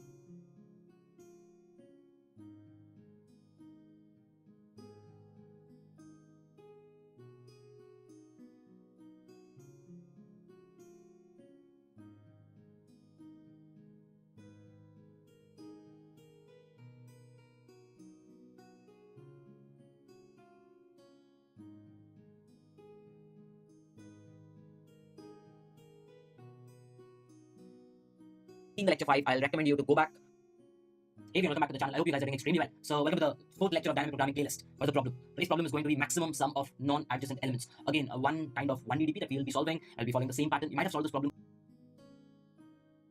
Hey everyone, welcome back to the channel. I hope you guys are doing extremely well. So welcome to the fourth lecture of dynamic programming playlist. What's the problem? Today's problem is going to be maximum sum of non-adjacent elements. Again, one kind of 1DDP that we'll be solving. I'll be following the same pattern. You might have solved this problem previously, but the way I'll be teaching you will be something very, very, very different. So please do watch the video till the end to understand all the logic. Don't think that if you understand memoization, it's done. You have to understand tabulation, you have to understand space optimization in order to be the best. Watch the video till the end to understand all the logic. Don't think that if you understand memoization, it's done. You have to understand tabulation, you have to understand space.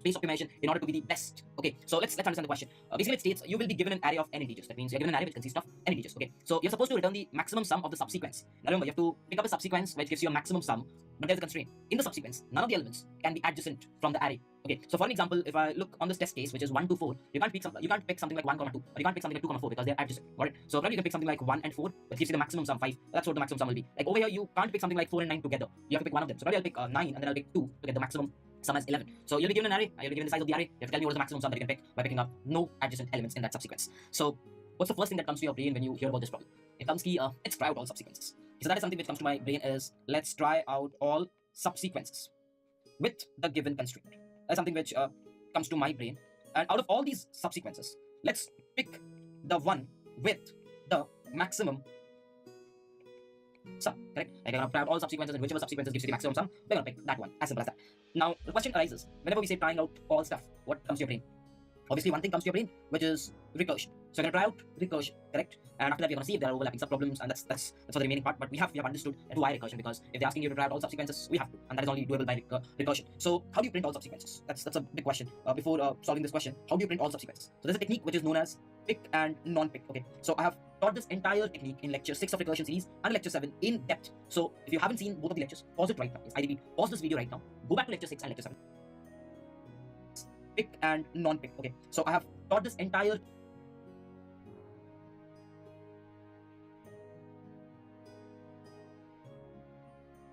technique in lecture 6 of recursion series and lecture 7 in depth. So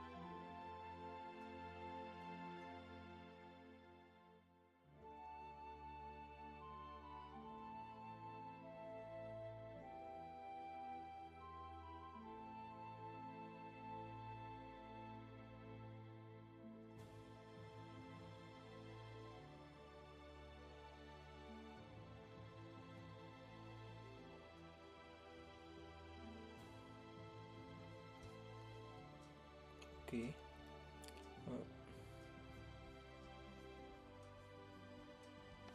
Let's visit the lecture 6 and 7 of recursion.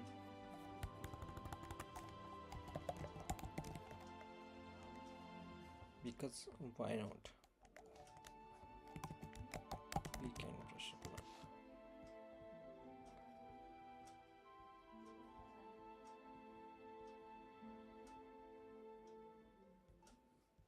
Hey everyone, welcome back to the channel. I hope you guys are doing extremely well. So in the previous video, we did learn about multiple recursion calls. So where is that specifically used? Now you'll find in recursion a lot of questions, or in dynamic programming a lot of questions, which does involve this particular term, which is known as subsequences. Now what is the definition of a subsequence?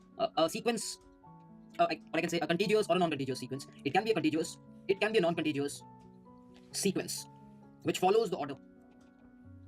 This is very important, which follows the order.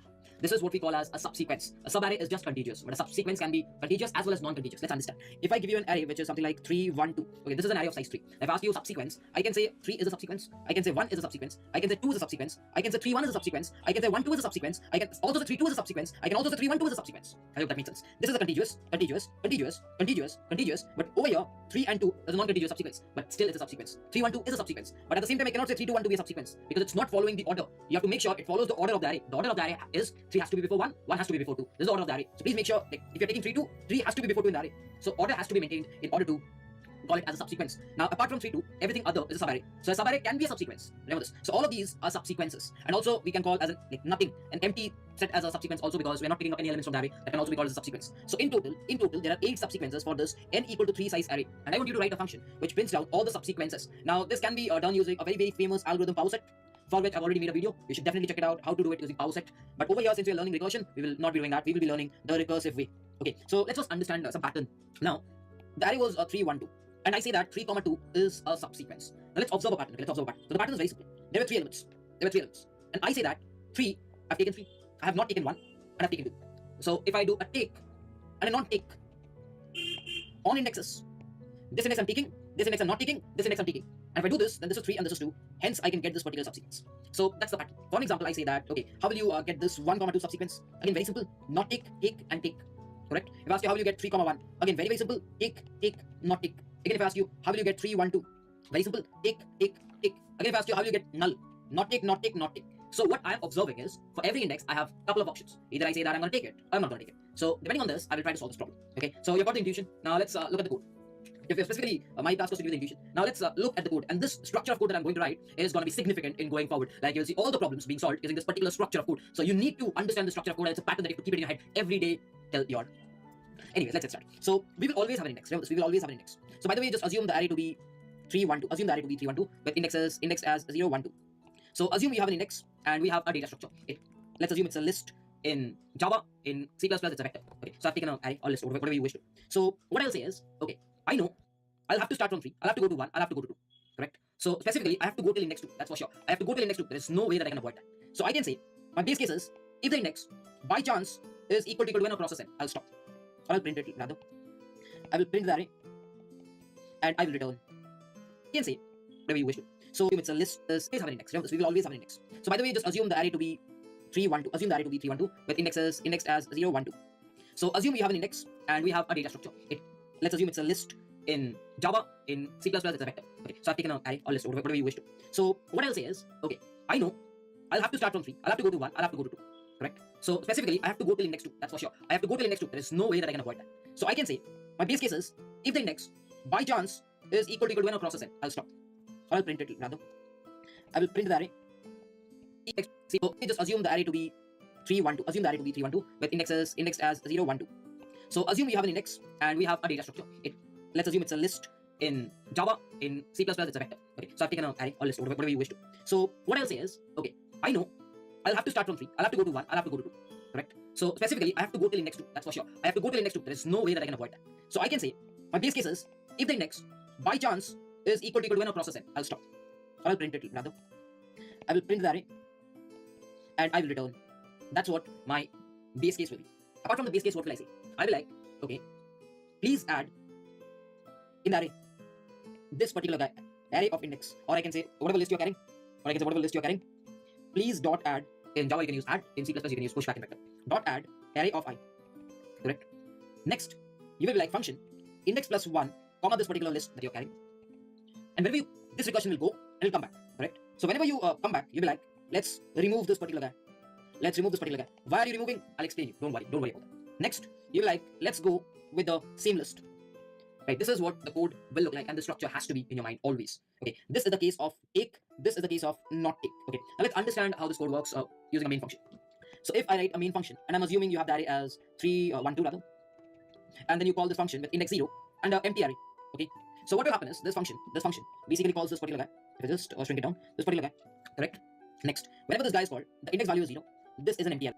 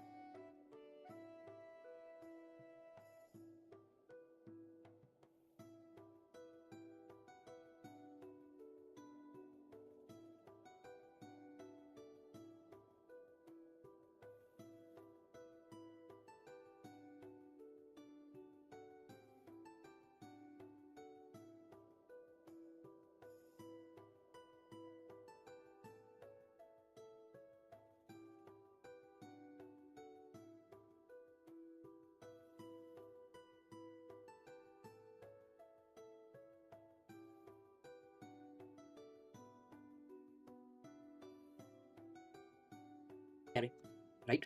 This line is not executed because n is apparently 3, because the size of the array is 3. Next, you say in the array, add it. So your array will now contain the first element, which is 3.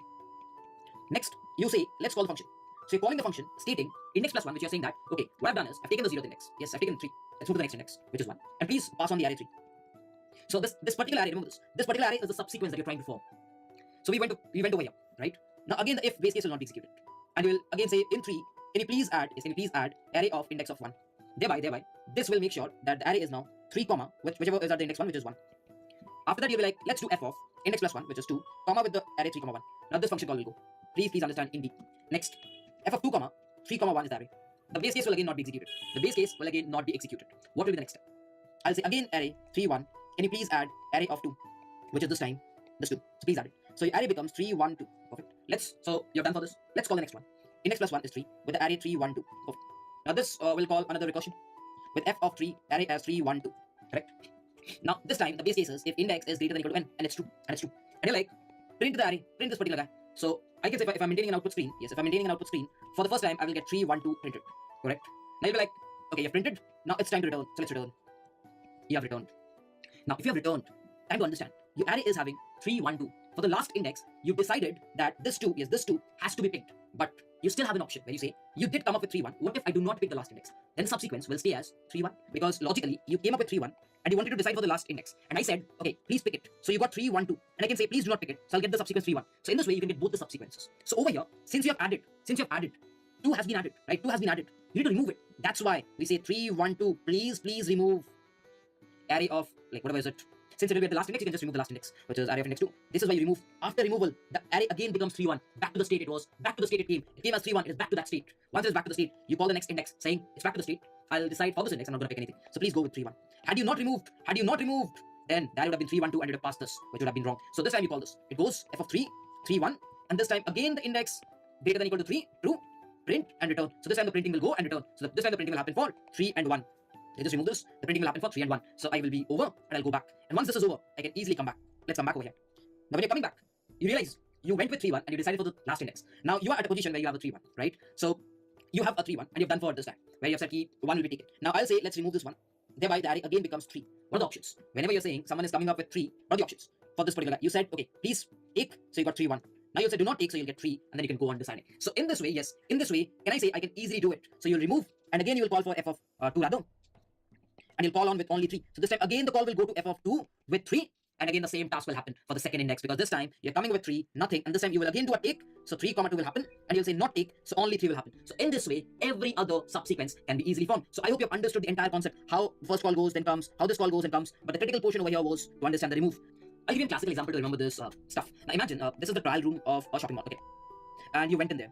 Now tell me one thing. If you have taken a couple of cloths, assuming over here a couple of cloths is nothing but I'm saying take or not take. You've taken a couple of cloths. Whenever you're trying the first cloth, where this in this case is like picking up the first item, you have to take out your current dress. You'll take it off and you'll wear the new clothes. Correct? And in order to wear the next set of clothes, you have to again take it off. Now, if you don't take it off, how will you wear? So this is why. Again, if you have added it over here, understand. If you've added this guy, so this guy has been added. So in order to try non-addition, you have to remove this now. That's why it will be removed. That's the concept of non-removal. So in this way, you can draw the entire stuff. But I'll try to explain you this using a recursion tree, because that is how we will be doing across. So let's take the array as 3, 1, 2. Okay, so I'm taking the array as 3, 1, 2. And this time, let's take the recursion tree as f of 0 and an empty data structure.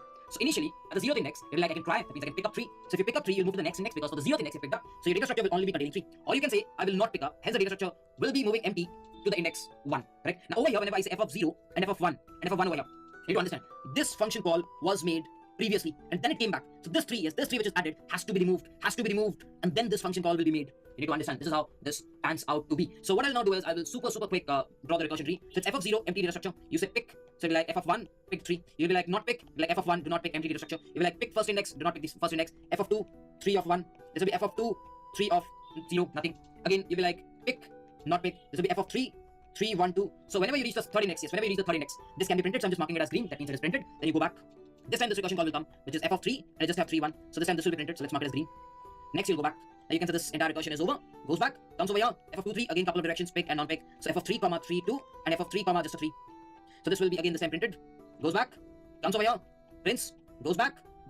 So I can say this entire left stuff is done, where you have ended up printing 3, 1, 2, 3, 1, 3, 2, and 3. So 4 subsequences have been printed. And if you realize, 4 subsequences were printed by taking the first element. Now the other 4 will be printed by not taking. Yes, the other 4 will be printed by not taking. So I can easily do it by not taking. That will be an empty one. Again, you can decide to take the first index, f of 1, that'll be 1. And again, if you decide to not take, it'll be f of 2 comma not take. Again, if you decide to take and to not take, it'll be like f of 3 comma 1 2, and this will be f of 3 comma 1. So if I decide this is the next printing, comes back, goes, next printing, comes back, f of 2. So what can you do? Again, you can decide to pick and to not pick. So if you decide to pick, it'll be like f of 3 of 2, that'll be f of 3 of empty. So this will be printed, and then this will be printed. So if you carefully observe, the next set of elements were also printed, which is 1 2, 1 and a 2 and an empty.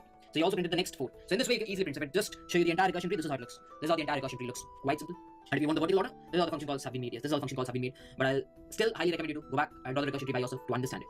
Okay, so quite simple. Quite simple. So if I try to write it down in the code, can I say I'll be taking an array? So I'll just take an array. You can do it by yourself. 3 1 2, and I'll keep the n as 3. Okay, and I'll say print f. I've written a print function which will print all the subsequence. Starts with the next 0 array, and then so let's write the print f. Print f, I can say index, I can say, okay, I need a data structure to carry all subsequence. Let's take a data structure to carry all subsequence, which is ds. Okay, so probably I can just call the vector int or ds, and I can pass the ds over here. That's the better one. Okay, over here you can take vector int. Remember, it has to be passed by reference. So please make sure you take as a reference. And over here it's gonna be n. Perfect. Now can I say if at the moment it reaches n, or it'll always reach n because you're moving linearly? Can I print the data structure? I can definitely print the data structure. So please print the data structure, which is c out of id this. And after that, you can just give an endl just to make sure that this is not. And after that, you can just do it. So this is how you print it. Now I'll say take or pick condition, take or pick the particular index into the subsequence. Right, I can say that. So what I'll be like is, okay, if I'm taking it, I'll say data structure to push back. In Java, you can use array list, and you can just give an dot add push back array of index. Okay, so this is what I've done. I push back the array of index. Now to remove, it's very simple. You say pop back, that will be deleted. And over here, I can say that printf. Sorry, extremely sorry. Printf index. You've done for the current index. You move to the next. You take the ds, you take the array, and you take the n. And whenever you come back, now it's time to try the not pick or not take condition, where you say that this element is not added to your subsequence. Okay. That's what you simply do. Now, over here, what will be the case? Over here, I can say the case will be very simple. It will be like printf. Index plus 1, the ds and the array and the n. So if you just do this, and probably if you just run this, you will see all the guys getting printed over here. See, 3 1 2, 3 1 3 2, 1 2 1 2, and the empty one is getting printed over here. So you can also like ds dot size. If by chance the ds dot size is 0, you can say it's a null one. So you can also print the null, something like this. This will also make sure that the null is printed. So we'll keep this C. The null is printed at the last because not take, not take, not take. You can also do it in the reverse order. Yes, you can also do it in the reverse order where you say that okay, do not pick condition will be at the front. You can also do it in this way. You say do not pick condition is at the front. So we again run it. This time it will be see, first null came because not pick condition was executed, and then it printed. That's your wish. If you want to do the pick, if you want to do the non-pick, then it's your wish. Okay. Now coming across to the time complexity. What's the time complexity? Can I say for every index there are a couple of options? Valid? For every index you're having a couple of options, right? So for every index if you're having a couple of options, can I say like it's like 2 over here, 2 over here, 2 over here, 2 over here, 2? For every index you're having 2 options. So the time complexity is definitely 2 to the power n, no doubt in this. Right? And into for every subsequence, you're using a for loop to print it. It's technically not n, but overall you can say it's taking a time of n to print. So near about 2 and into n is the time complexity. Space complexity will be how much? What's the auxiliary stack space? So if you look at the recursion tree, it's like going from 0 to 1 to 2. So the maximum number of recursions that will wait are 3. If you carefully think. Not more than 3 recursion calls will be waiting in stack space at max 3 because the depth of the recursion is 3. So I can say the stack space is coming out to be big of n because the depth of the recursion that we can have at maximum is n. So I can say this is the time complexity and this becomes the space complexity, as simple as that. And do I need to explain anything else? I don't think so. I think that is pretty much it. Just make sure you remember this. Pick and not pick. For every index you decide whether to pick and not pick. Since there are to the power n subsequences for a given length n size array, thereby we got 8 subsequences for the size. If you welcome back to the channel, I hope you guys are doing extremely well. So today we will be solving a problem which is related to subsequence, and it's printing subsequences whose sum is k. Now in the previous video, if you've seen that, please make sure you watch that before watching this. If you've seen that, you know how to print subsequences. We specifically use the technique of take and not take. Now this problem we'll be solving this particular problem first, and we'll also be doing a couple of other patterns to basically teach you how to solve these kind of problems. And the technique that I'll be teaching you, you should be carrying it throughout because this technique is going to be used in dynamic programming a lot. Okay, so printing subsequences whose sum is k. Now let's take an array as an example. If I take the array as 1, 2, 1, and I give you the sum as 2. So I can say the subsequences that have sum equal to 2 are nothing like, it can be 1, 1, and then there can be 2. So there are a couple of subsequences whose sum is 2. Like whenever I sum up all the elements, I get the sum as 2. So how can you print down all these subsequences? That's the specific question. Now, in the previous question, we were carrying a data structure, if you remember well enough. Over here, can I say that whenever I'm picking an element, I don't need to carry a data structure, or I do need to carry a data structure because I print the subsequence. Can I say that whenever I'm carrying a data structure, I can carry a variable sum, and whenever I'm picking an element, I can definitely add it to that variable. And at the end of the day, if that variable summation is equivalent to the summation that's given, I can print it. Like, yeah, makes pretty much sense. So if I try to draw the recursive tree, because I'm sure that you're pretty much comfortable with recursion tree as of now, you know that you start with the 0th index with an empty data structure, and definitely with a variable sum as 0. Now you know the array is 1, 2, 1, with this being indexed 0, 1, 2. So can I say at the 0th index, I definitely have a couple of options. One is the pick or take, one is the not pick or not take. So if I decide to pick up, I'll be like, okay, I have picked up the 0th index. Thereby the data structure will be having this value 1, which is at the 0th index, and the summation is going to increase. That's definite because the sum has to increase. Thereby the summation becomes 1. And if you've done for the 0th index, you move to the first index. Simple as that. So you'll definitely have a couple of recursion calls. The first recursion call will be this, and when this completes, then the other one will be done. So the other one that will be done will be 1 empty data structure, the sum still stays as 0. So whenever you have the first index, again you have an option. Yes, again you have an option of saying, I can decide that I'm going to take up this element, or I will decide that I'm not going to take up this element. Correct? So if I decide I'm going to take up this element, my data structure will definitely be having 1, 2, and the summation will increase. Yeah, the summation will increase by 2 and become 3, and it'll definitely move to the next index, which is 2.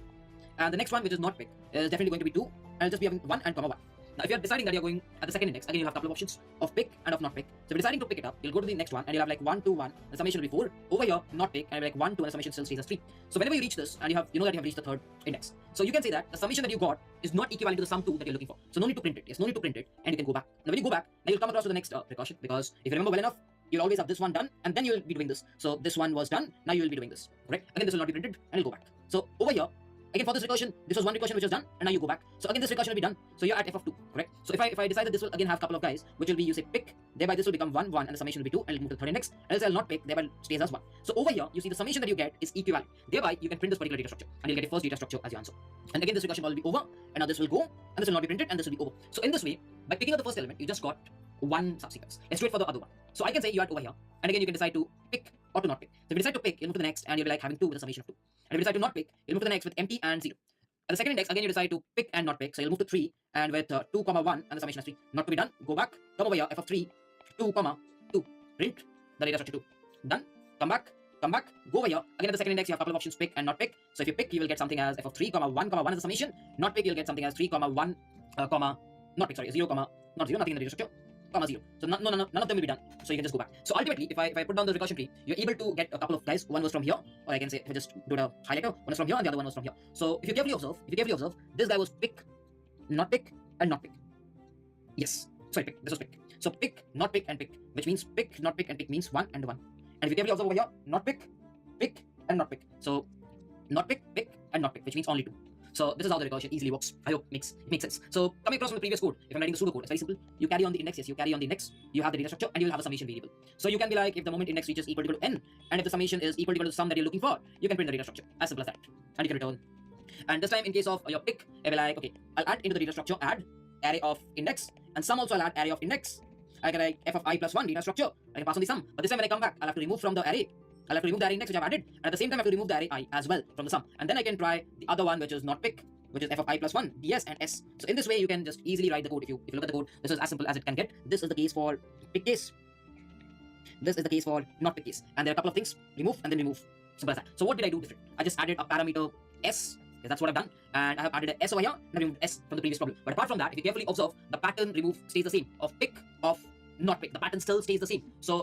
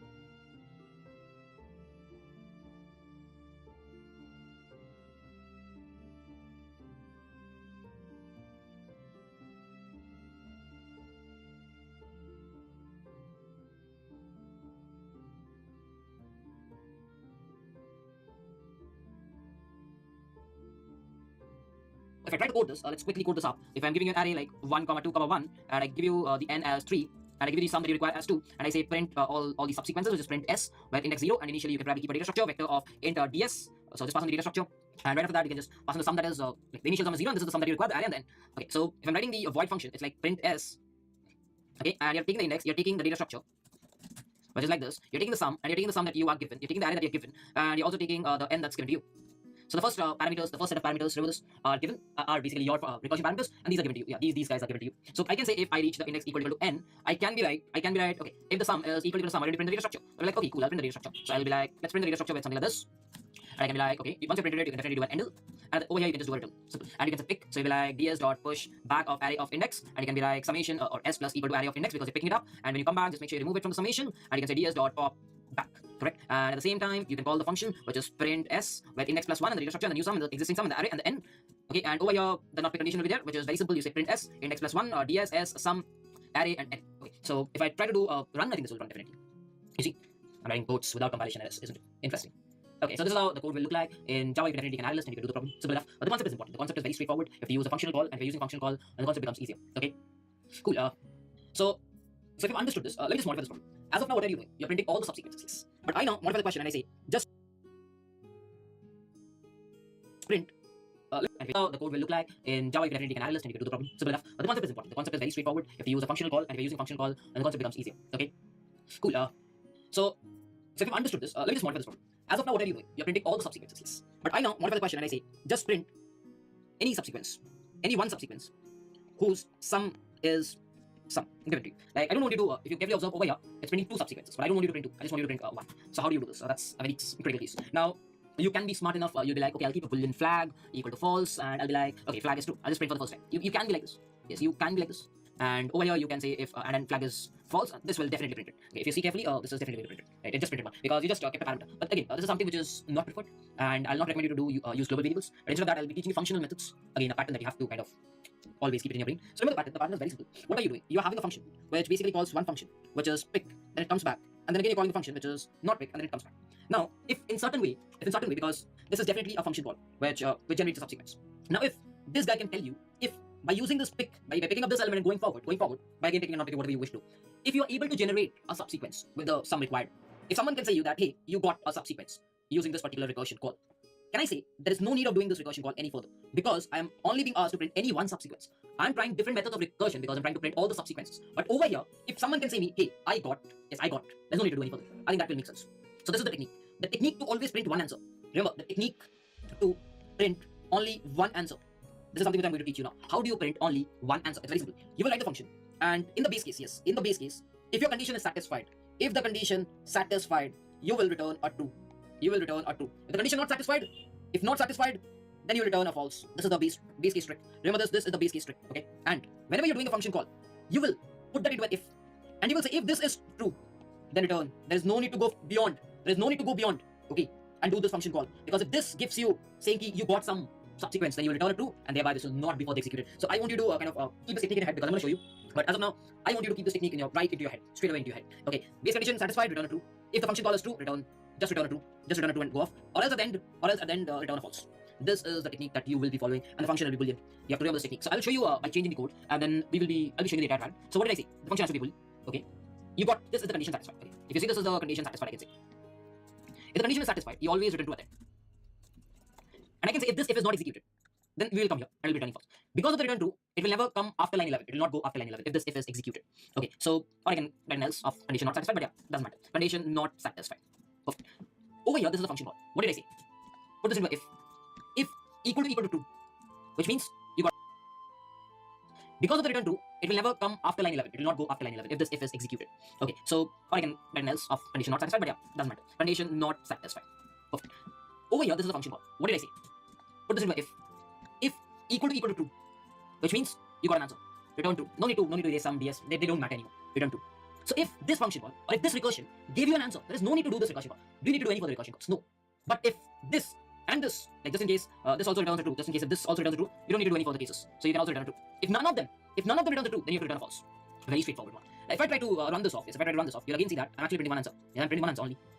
Right? Again, you can't be specific that you want to print two. It can be any subsequence, any one subsequence. You can't be specific that this is the subsequence that I want. That cannot be done. But you need to just avoid the future recursion calls if you are getting an answer.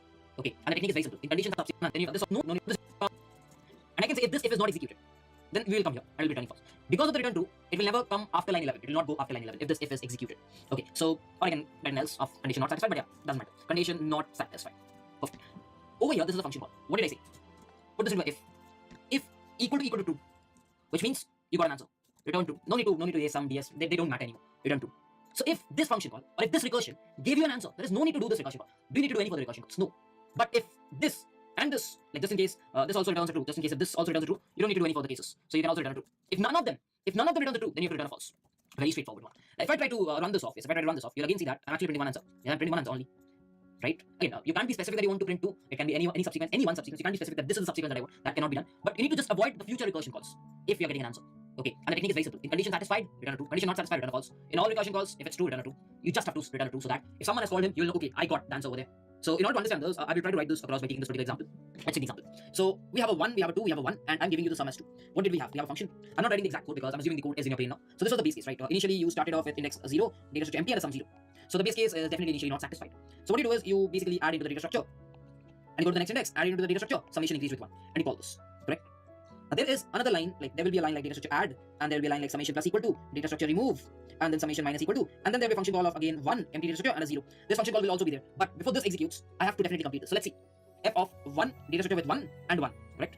If, again, base case not satisfied. So again you call this particular stuff with data structure add and summation plus equal to, so it becomes 2, 1, 2, 3. So this, now realize, this call will go. So let's see this call. F of 2, 1, 2, 3. Again the base condition is not satisfied. Again if of f of again data structure dot add, again s plus equal to f of 3, this will become 1, 2, 1, summation will become 4, and this will go. At the moment this goes with f of 3, data structure of 1, 2, 1, 4, the base case is, okay, base case will work, but the summation 4 is equal to 2 will be false. Thereby you will return a false. So this guy returns a false. Remember this, the base case has been satisfied, and in the condition satisfied you return a false. Yes, you return a false. At the moment you return a false, I was writing the code something like if equal to true, but it did give me a false. If it did give me a false, then I'll be like, okay, now let's remove s minus equal to, and then again call the function for f of 3 without adding that, and let's call this function. So this time this function call will go with f of 3 with 1, 2 with 3, and again the base condition will be satisfied because the index is equal to 3, and I can be like, okay, but 3 is equal to 2 is false, thereby I will be returning a false. So this guy returns a false. So none of the recursion calls give you a true. Thereby you come across and say, can I return a false? And thereby this function says false. Perfect, I got false. So now again I'll be like, fine, let's remove, and then again we will call for f of second index with only 1 and a summation of 1. Let's now call this. Now this function is called. When this function is called, it's like f of 2 with 1, 1, and thereby the if is not executed, and it goes to f of 3, and I add the last one, and it becomes as 2 because I'm adding the second index guy, which is 1, if you remember the array. And this case, like you would have added data structure add, summation plus, and now this function call goes with f of 3, and the data structure is 1, 1, and 2. This is the moment index is equal to 3, true, 2 is equal to 2, true, so you print it, and then you return condition satisfied, return true. So this guy will return you a true. The moment this guy returns you a true, this says if equal to true, because this guy returned you a true, you will return a true. No further recursion calls will be done. Thereby returns a true. Let's return a true now. So this guy will return a true. Thereby this will return a true, and you got a true. So this guy got a true. Remember this. This guy got a true. And if this guy got a true, will you execute this? No, because the moment you're saying if equal to true, you are also returning a true. So return a true. So only the first kind of recursion happened. That's why the technique is very simple. Condition satisfied, return a true. Condition not satisfied, return a false. First recursion call, if it's a true, no need to do a further recursion calls. As simple as that. And if both of the recursion did not yield you an answer, return a false. Very, very common technique that you have to keep in your head forever. I hope that makes sense. Okay, so till now what have we learned? We have learned how to print all the subsequences using parameters. We have learned how to print only one answer, because there will be cases where you'll be asked to print only one answer. So it's like whenever there's a recursion call, you don't do other recursion calls. Now what if I say, I don't want you to print, I want you to give me the count. I want you to write a function which tells me, like for the example 1, 2, 1 and k as 2, I want you to write a function which tells me that there are two subsequences. I'm not concerned about what are the subsequences. I'm more concerned about you give me the count. If you give me the count, I'm super happy. I don't care. You just give me the count. So again, there's a very simple trick for this. The trick is, if there's a function, on the base case, return 1 if condition satisfies. Okay? Return 0 if condition not satisfies. Call the left function, and remember this will be an integer. Call the left function, whatever you have. Call the right function, whatever you have, and return left plus right. This is the simple structure.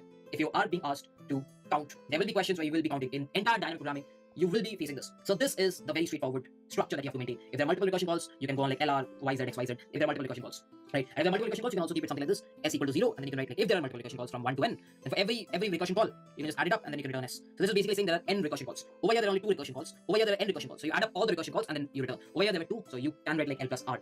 So you will see this pattern in n queen, which is the upcoming problems in the playlist. You will see for loop being run and being counted. But over here we are dealing with count the subsequences of sum escape. So if I go to the code and I try to change, I can be like, okay, it's an integer. What did I say? In the base case, if the condition satisfies, it's a 1. And if the condition does not satisfy, it's a 0. And what I'll do is, I'll be like, okay, I'll keep the left, like, over here, everything will change now. I'll be like, int L equal to this.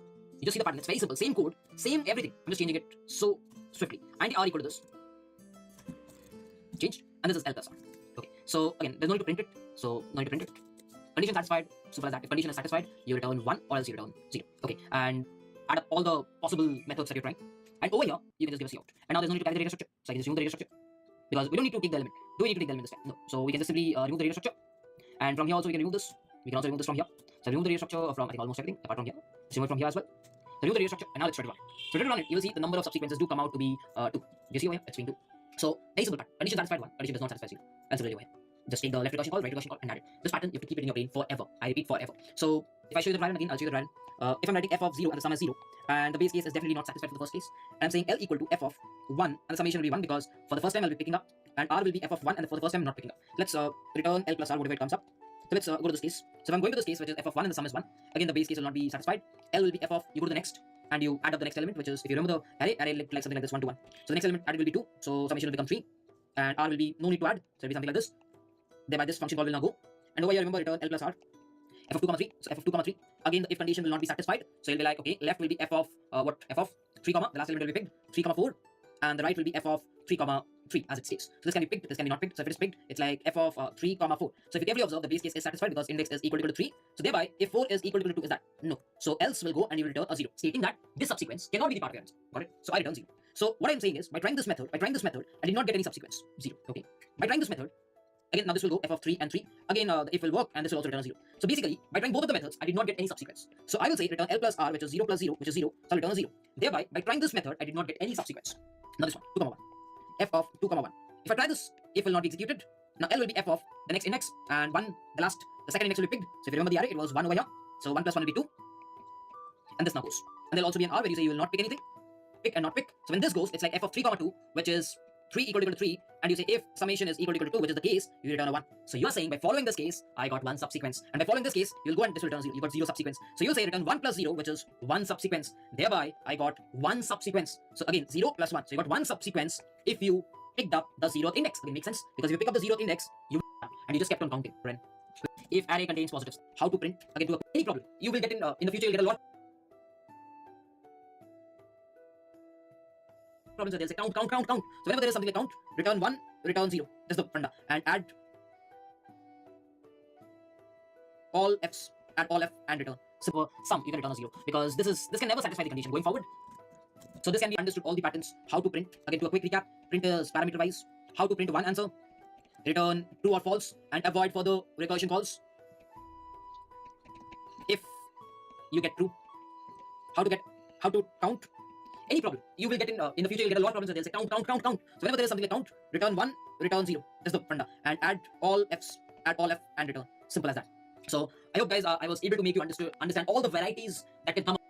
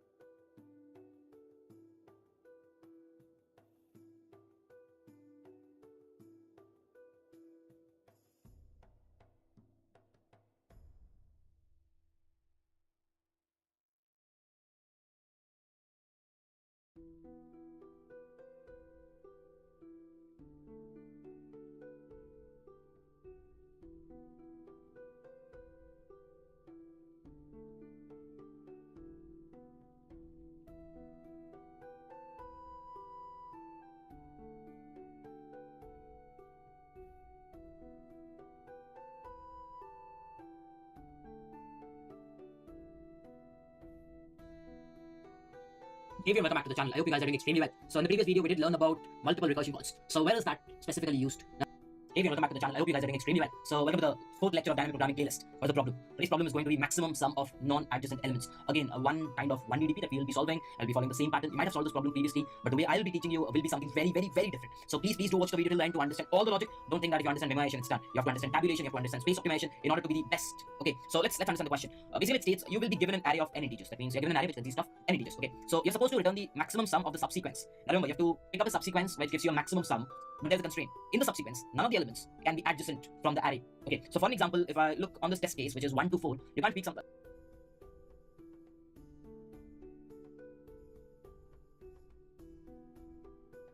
You can't pick something like 1, 2, or you can't pick something like 2, 4 because they're adjacent. Got it? So probably you can pick something like 1 and 4, which gives you the maximum sum 5. That's what the maximum sum will be. Like over here, you can't pick something like 4 and 9 together. You have to pick one of them. So probably I'll pick 9 and then I'll pick 2 to get the maximum sum as 11. So you'll be given an array, and you'll be given the size of the array. You have to tell me what is the maximum sum that you can pick by picking up no adjacent elements in that subsequence. So what's the first thing that comes to your brain when you hear about this problem? It comes to let's try out all subsequences.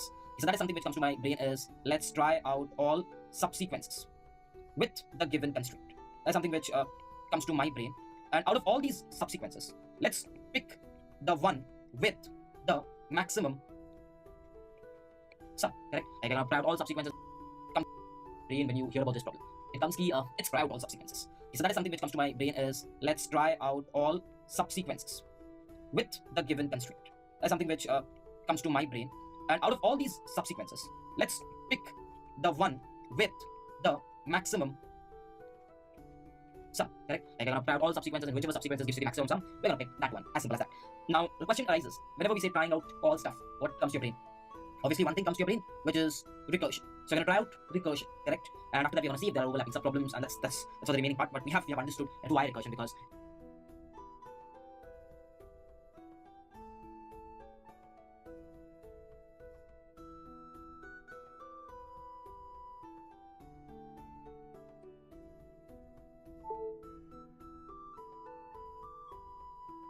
let's try out all, and out of all these subsequences, let's pick the one with the maximum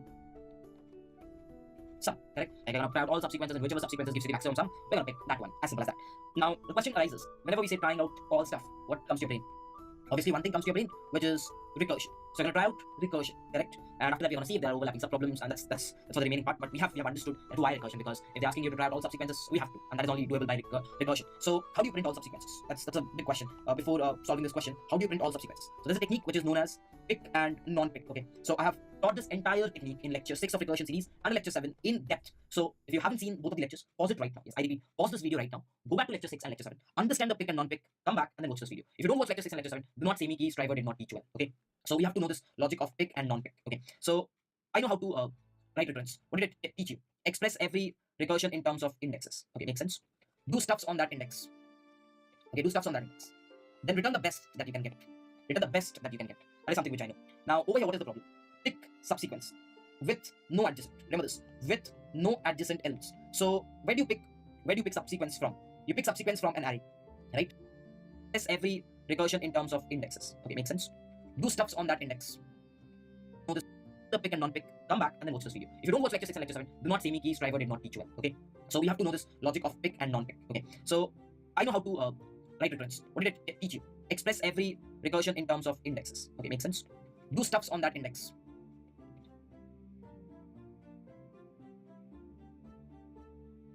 Okay, do stuffs on that index. Then return the best that you can get.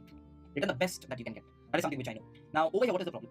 Pick subsequence with no adjacent. Remember this, with no adjacent elements. So where do you pick subsequence from? You pick subsequence from an array, right? You pick subsequence from an array. Remember, there is an array, there has to be an index. So the first property has been satisfied, that I will have the recurrence based on the index. Okay, now there's a question, there's a constraint rather, with no adjacent. How do I deal with it? Because I know how to print all the subsequences, but now there's a constraint which states with no adjacent elements, right? So we want the maximum sum, right? So can I say our recursion to define something like this? F of index states the maximum sum, like the maximum sum that you can get if you pick a subsequence from the index 0 till the index. Maximum sum that you can get by picking up a subsequence with no adjacent elements from 0 to index. Makes sense?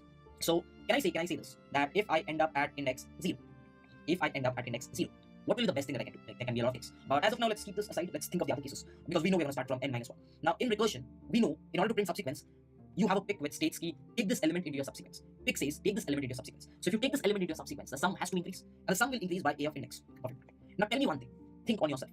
I'm saying do stuffs. You're saying, okay, what are the stuffs that I can do? I can say this particular index element will be a part of my subsequence. Or I can say, let's not take this, and I will go. So if I decide that I will not pick, then it will be a 0 plus. I decide that I will not take this, it will be a 0 plus. Okay. So on stuffs, I can say these are the stuffs that I can do. I can either take that element, take the element index into my subsequence, or I can say I will not take this into my subsequence. These are the couple of things that I can only do. Now tell me one thing. If you're picking up an index, what is the question stated? You cannot pick up an adjacent element. So will you go to the previous index, which you generally did in 1D? Will you? Because if you go to the previous element, there will be no option. There will be no option of picking that because you have picked up the index. So you cannot pick up the index minus 1. So can I say you will not pick index minus 1? So can I directly go to index minus 2? Think on this. Makes sense? Because if I am picking index element into your subsequence, pick says take this element. Can I say this? That if I end up at index 0,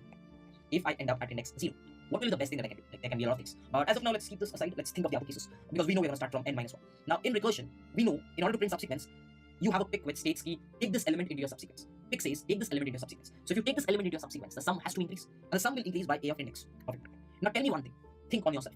I'm saying do stuffs. You're saying, okay, what are the stuffs that I can do? I can say this particular index element will be a part of my subsequence, or I can say let's not take this, and I will go. So if I decide that I will not pick, then it will be a 0 plus. I decide that I will not take this, it will be a 0 plus. Okay. So on stuffs, I can say these are the stuffs that I can do. I can either take that element, take the element index into my subsequence, or I can say I will not take this into my subsequence. These are the couple of things that I can only do.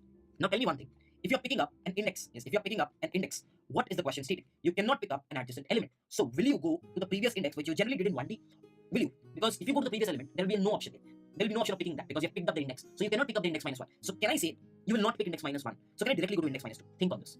Makes sense? Because if I am picking index, I cannot pick index minus 1 because the condition states no adjacent. So the transition, instead of going to index minus 1 and deciding what will we do for index minus 1, instead of that, what we do is we say go to index minus 2. Is go back to index minus 2 because index minus 1 cannot be. But this is how you can do. Now if I decide that I'm not going to pick, if I'm not picking an index, can I pick an index minus 1? Makes sense? So I will say, okay, I will pick up the index. Right? Now, can I say this is for the current and the sum from index minus 2 to 0 will be given. Can I say this is for the current and the sum from index minus 2 to 0 will be given by this recurrence? So this plus this will be the sum that you will get from 0 till index, the maximum subsequent sum. Makes sense? So can I say the last step is return best because you want the maximum sum. So return max of pick and not pick. That's how you do it. But now still there's a question. What if we reach somewhere around index equal to 0? So if you're reaching at index equal to 0 at any moment, that means you have not picked up index equal to 1. Think on this. If you're reaching index equal to 0, that means you haven't picked up index equal to 1. Thereby you're reaching index equal to 0. Right? Because if you would have picked index equal to 1, then index minus 2 would have happened and you would have not reached. So thereby I can say that you have not picked index equal to 1. So can I say the best that I can do is pick this element because if I haven't picked up index 1, I need to pick it because then only I can maximize my sum. Because remember, the array does not have any negative elements. Thereby I can say I will return whatever there is. Right? But what if index was 1 and you did 1 minus 2 and you went on to a negative index? So you're running out of bounds. So there will be another edge case that you have to think in recursion. So I can say if I'm going index lesser than 0, I will be like return 0 because there will be nothing else. So over here, realize what I did. In the subsequence problem, the only change that I did was I represented it as index. I picked up the element, but instead of going to index minus 1, I just did index minus 2. That's a subtle change that I did in the subsequence problem because there was a condition which stated no adjacent, right? And there was one base case where I stated if I reach this base case, I'll pick up, and if I cross this base case, there's nothing else to pick up. So there'll be a couple of base cases to think on this. And there's no not pick and pick. So in this way, I have modulated the subsequence code that I taught you in the lecture 6 in order to write a similar problem with an additional no adjacent constraint. So I hope you've understood the recurrence. It's pretty straightforward. So if you talk about this recurrence, you're going to try out all the possible ways. The time complexity is definitely exponential, which is to the power n, because you'll have all. It's not exactly to the power n. It's going to be lesser than that. So you have to memorize it. Now question arises: how do you optimize recursion? You have to figure out if the recursion has overlapping subproblems. Like if the recursion has overlapping subproblems, then we can definitely memorize it, right? So it will have overlapping subproblems. So what we will do is we'll take a very simple example: 2, 1, 4, 9, and I'll write the index numbers as 0, 1, 2, 3. Let's start from f of 3, where f of 3 basically states is what is the maximum sum you can get if you pick up a subsequence with no adjacent from the index 0 to index 3, which essentially means the entire array. What is the maximum sum if you pick from this? So f of 3 is basically stating, hey, listen, I can definitely pick up. So if I pick up, I will go to the f of 1. Why?